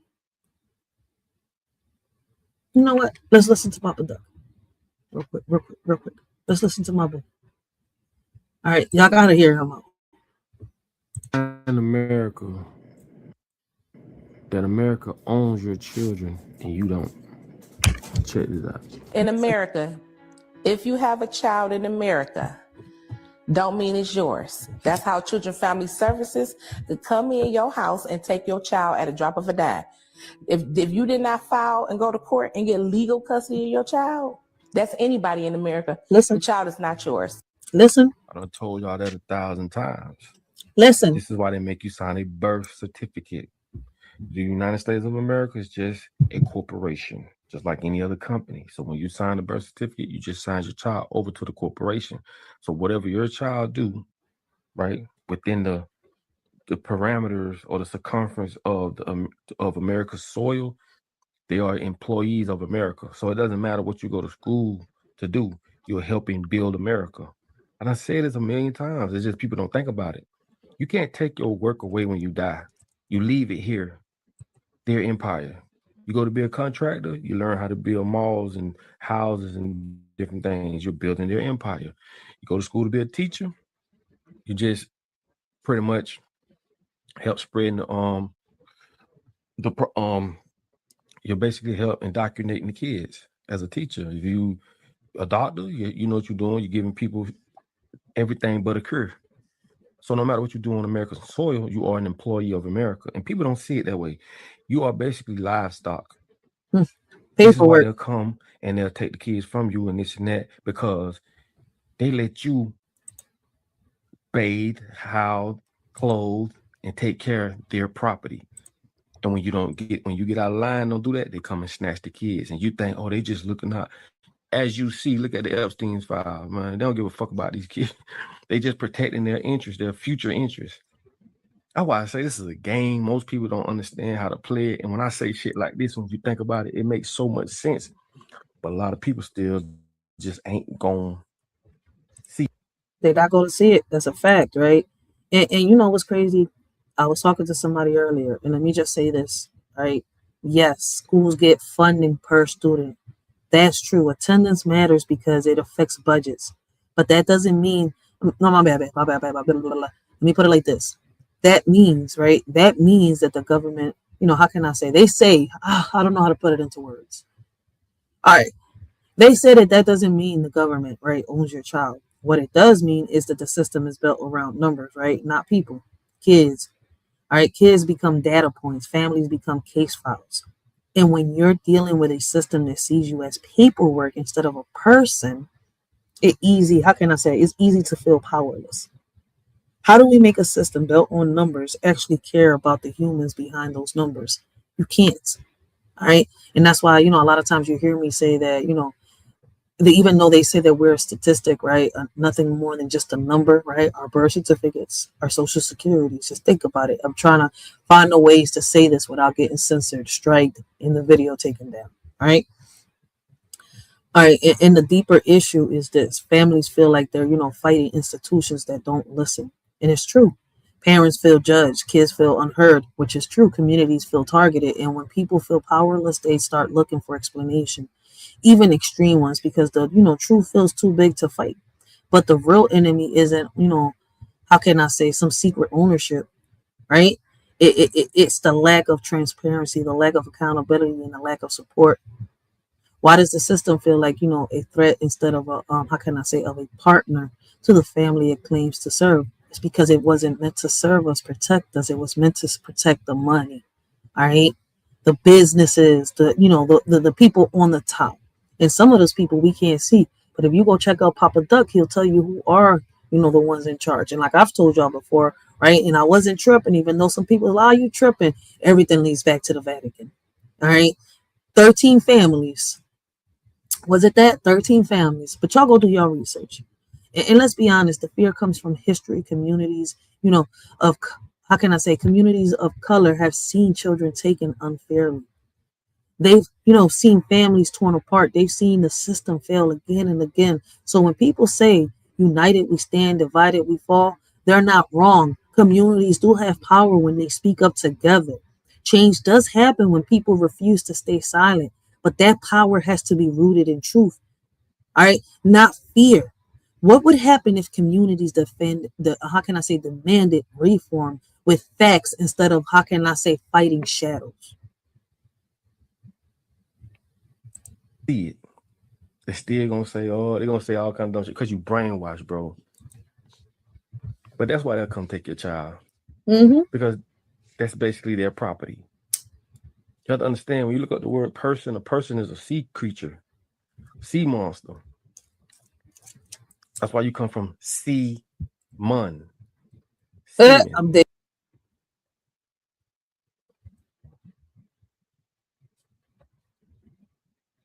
But at the end of the day, when you're that program, you don't know the difference from black or white, literally, because I told y'all the word black means pale, which basically means white. Facts. So when you're programmed and everything you know is what they taught you, you don't know shit.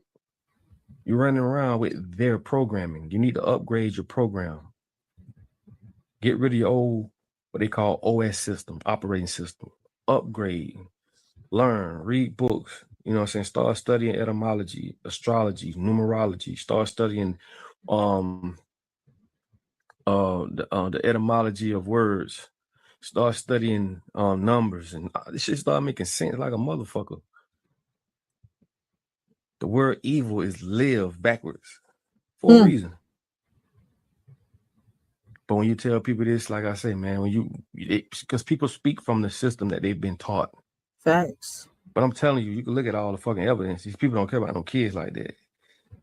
Yeah, they'll tell you, I'm gonna take your mom to jail if she don't take you to school because they want you to go get brainwashed so that you could be sitting there and this shit can be floating right in front of your face and you can't see it because you're brainwashed. It's not your fault. You're operating under uneducated, what they call an uneducated, but I don't want to say ignorant because the word ignorant has ignore, meaning you know it, you just ignored it. So you're ignorant to what it is. Like I'm trying to tell you, you don't have to ignore it though. But ignorance just means you don't know, and in some cases you just choose to ignore it. But listen, let's just be real, man. People are ignorant to the facts. That's all it is. They know it, but they ignore it. You're correct. You ain't gotta be soft though. So once you start studying words, you understand words or spells. That's why you gotta be careful what you say, because if I have to call you a bitch, you're gonna nut up. If I say, nigga, you can't do this, I just put a spell on your ass. Because if you think about what I'm telling you and you believe it, believe what I just said, I just put a spell on you. Because if you believe you ugly, if you believe you ain't shit, if you could believe you can't do it, I captured all your energy and suppressed that shit. And you allowed it because you believed it. Facts. A belief is an acceptance. Go look it up. The word belief, it means you accept something. So if you believe there's a white man in the sky gonna come down and somehow save your ass when it ain't happened for your grandma and your granddaddy, nobody you know. If you believe that, Uncle that's Ruckus your type. ignorance. That's You what it is. accepted it. So that means that responsibility is on you. Facts. I Uncle escape Ruckus all type. karmic laws when it comes to that. Because I didn't tell you to believe it. But that's what propaganda, heavy convincing, lying, deterring, coercion, and programming will do. It'll make you believe shit. Then you caught up in a psychosis. A psychosis is where your feelings and emotions have been so impaired, you don't know the difference between what's real and what's fake. Facts. What's real is what you believe to be real, and what's fake is what you believe to be fake. So you're really running on your own programming, but that's why God gave your ass common sense so you could decipher between the two. But common sense just ain't so common. Exactly. Shout out to my boy, man. He's speaking some facts, yo. For real, for real. And that's how it be, all right? Here's the part, right? Nobody want to talk about. The system benefits when people stay confused, when people don't understand their rights, when people don't, know their laws, when people don't know, how can I say, how to advocate for themselves, because confusion keeps people quiet. Confusion, right, keeps people compliant. Confusion keeps people scared, right? And scared people don't fight back. How much stronger would it, how can I say, how much stronger would we be if families actually understood the system they're up against?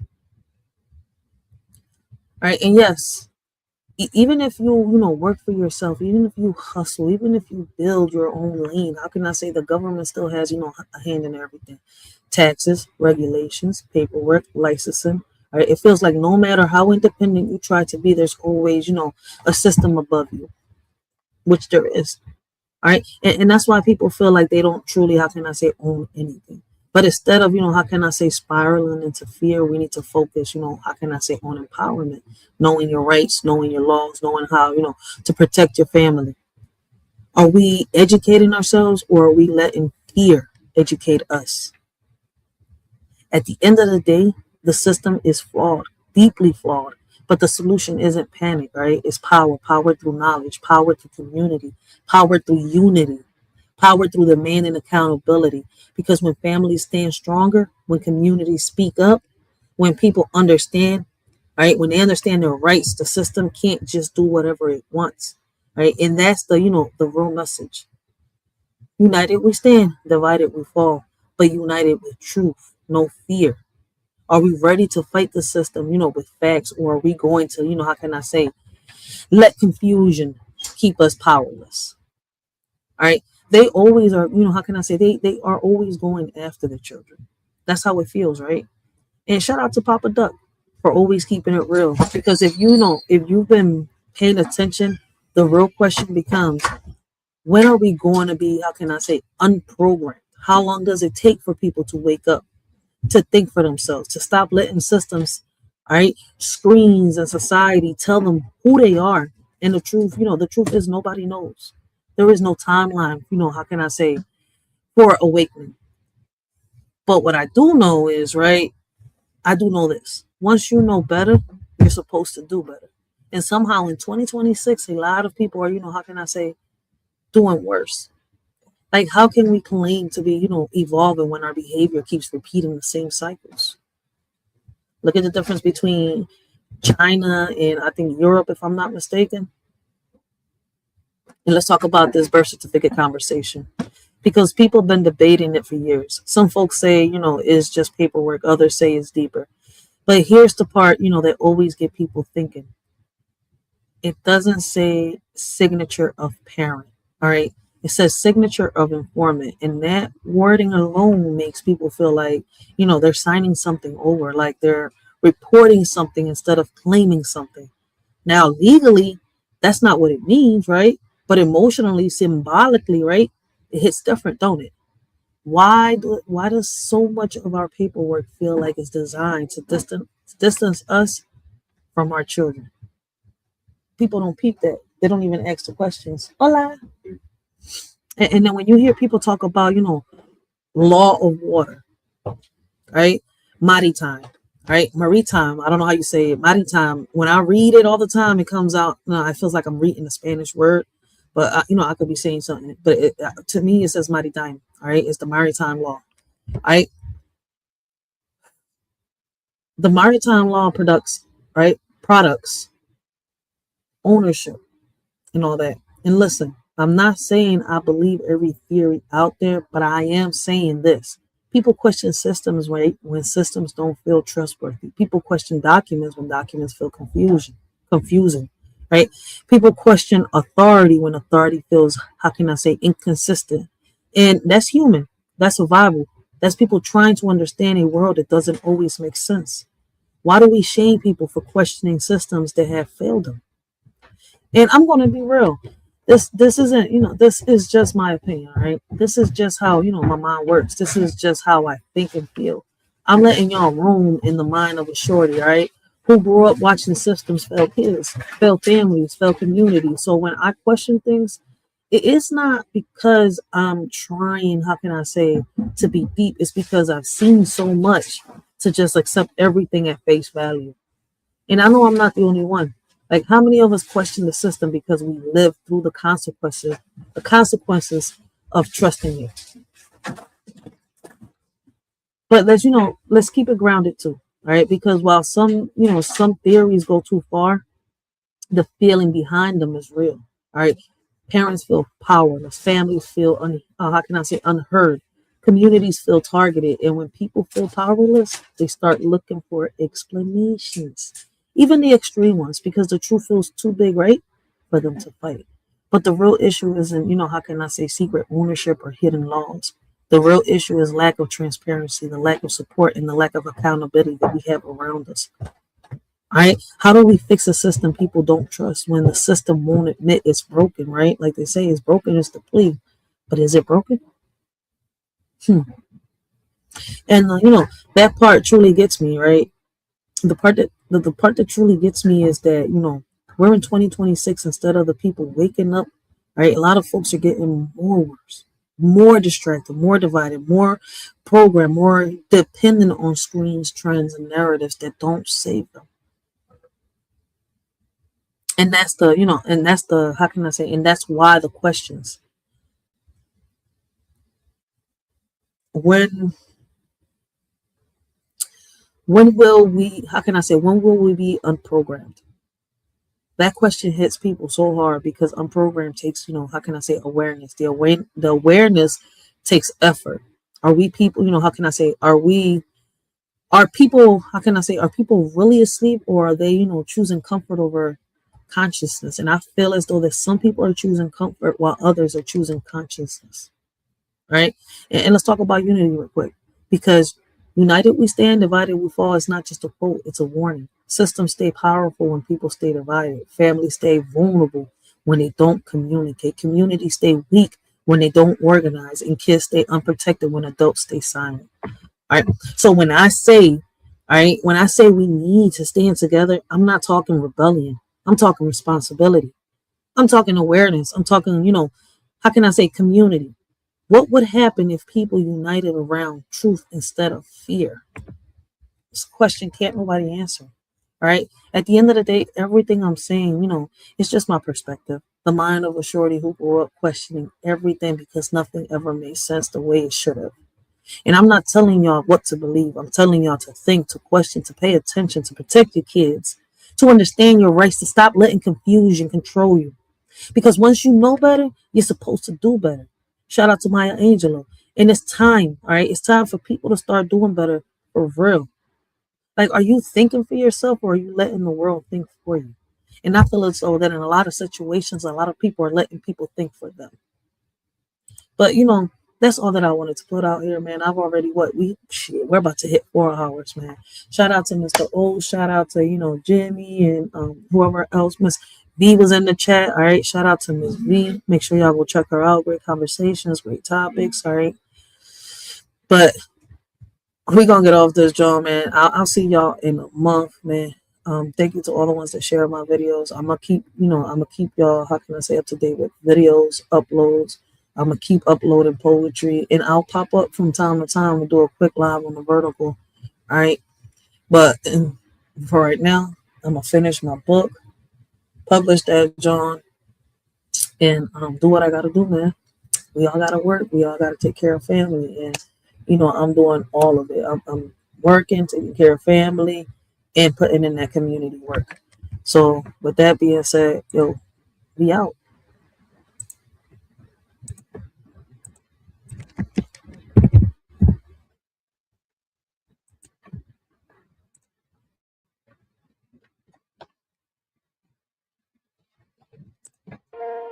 Yeah, we living in a world where the rules don't apply. They say we gotta follow, but we ready to fly. System got us boxed in, trying to keep us small. But we rise like the phoenix, we ain't scared to brawl. They feeding us lies, but we see through the smoke. We're the voice of the people, we're ready to provoke. They want us to divide, but we're stronger as one. Breaking chains, taking names, yeah, we getting it done. It's us versus the system, we're breaking the mold. Fist in the air, yeah, we taking control. No more silence, no more fear. Together we rise, let them know we're here. Riders ignite. In the world of division, they showed us how to share. But the weight of our sorrows, they never taught us to bear. We split our joys and laughter, but the pain remained untold. A burden we carry alone, a story left untold. They taught us to split everything, but not the heavy pain. He lingers in the shadows, a darkness we can't explain. We're left with shattered pieces, trying to mend what's lost. They taught us how to split everything, but not the heavy cost. We learned to divide our dreams and multiply our fears. But the ache in our hearts only grew with passing years. They gave us all the answers, except how to heal. The scars that run so deep, wounds that time can't seal. Yeah, they taught us how to share, but only the good. Smiles and laughter like we understood. But deep down inside, there's a storm we hide. Pain in our hearts, we're just trying to ride. Put on a mask, yeah, we play the part, but nobody sees the cracks in the hearts. We share our dreams, the highs and the lows, but when it comes to hurt, we just close the doors. We share the fun times, deflect the pain, laughing in the sunshine, dancing in the rain. But the shadows linger, they creep and they crawl, breaking us down, but we don't share it all. We got hate in our hearts, but we keep concealed. Taught to share the joy, but wounds, they stay unhealed. They say love was easy to divide, but the heartache never subsides. We tried to split everything into two, but the pain lingers strong and true. Shared our dreams, divided our fears, but the sorrow remained through the years. No matter how we tried to let go, the weight of our suffering continued to grow. Now we're apart trying to heal, but some wounds are too deep to conceal. They said splitting up will set us free, yet the pain lingers in you and me. In a world where rules are set in stone, the system's grip tightens, we're not alone. Bound by chains of injustice greed. Against the odds, we fight to be free. Mighty forces try to keep us down, but our spirits rise, refusing to drown. Defying norms, breaking through the mold. In this battle of wills, our story is told. As the clash continues day by day, we stand united, come what may. For in this world where rules don't apply, our strength and unity will never die. They try to silence our dreams, but we're loud and clear. With every step forward, conquering fear, they can't hold us back. We're the fire and the flame in this battle for freedom. We're all in the game. They say it's just a game, but we're playing for keeps. With the strength of the many, we're shattered elites. No more puppets on strings, we're cutting the ties. With our eyes on the prize, we're reaching for the skies. So let's stand together, let's break down the walls. In this fight for our future, we'll answer the calls. From the ashes, we'll rise like a storm. Riders ignite, it's us versus the system, and we're ready to fight. They build the walls, but we're digging tunnels. With every step we take, we're shaking the bundles. From the streets to the courts, we're raising our voice. In a world full of noise, we're making the choice. They want to keep us blind, but we see the light. Knowledge is power, and we're ready to fight. From the corners of the city to the halls of the state, where the heartbeat of the struggle can't afford to wait. It's us versus the system, we're breaking the mold. It's in the air, yeah, we're taking control. No more silence, no more fear. Together we rise, let them know we're here. Riders ignite. They taught us to split everything, but not the heavy pain. It lingers in the shadows, a darkness we can't explain. We're left with shattered pieces, trying to mend what's lost. They taught us how to split everything, but not the heavy cost. Now we stand here broken, searching for some light, hoping for a way out of this never-ending night. But through it all, we find strength in each other's embrace. Together we'll face tomorrow and find solace in this space. They say don't bring the drama, keep it all light, but every night I'm fighting these demons in sight. Whispers in my mind, yeah, they echo when they shout. While I'm smiling on the surface, I'm breaking without. We're sharing the laughter, but what's underneath? A battlefield of sorrow, a war with no peace. We're warriors in silence, but nobody knows how the pain that we carry just grows and it grows. In a world of lessons learned, they taught us how to stand and burn. But the scars we hide deep inside are the ones that never subside. We followed all rules they made, but the emptiness never fades. Their wounds like knives, cutting through, leaving wounds that always grew. They painted pictures of success, but couldn't fix what's left from us. Now we're left to bear the strain of the pain that lingers, never wanes. It's us versus the system, we're breaking the mold. It's in the air, yeah, we're taking control. No more silence, no more fear. Together we rise, let them know we're here. Riders ignite. So remember this moment, remember this face, remember this sound. We're the voice of the future. And we won't back down. In the face of oppression, we'll stand up tall. It's us versus the system, and united we'll fall. Riders show how we unite.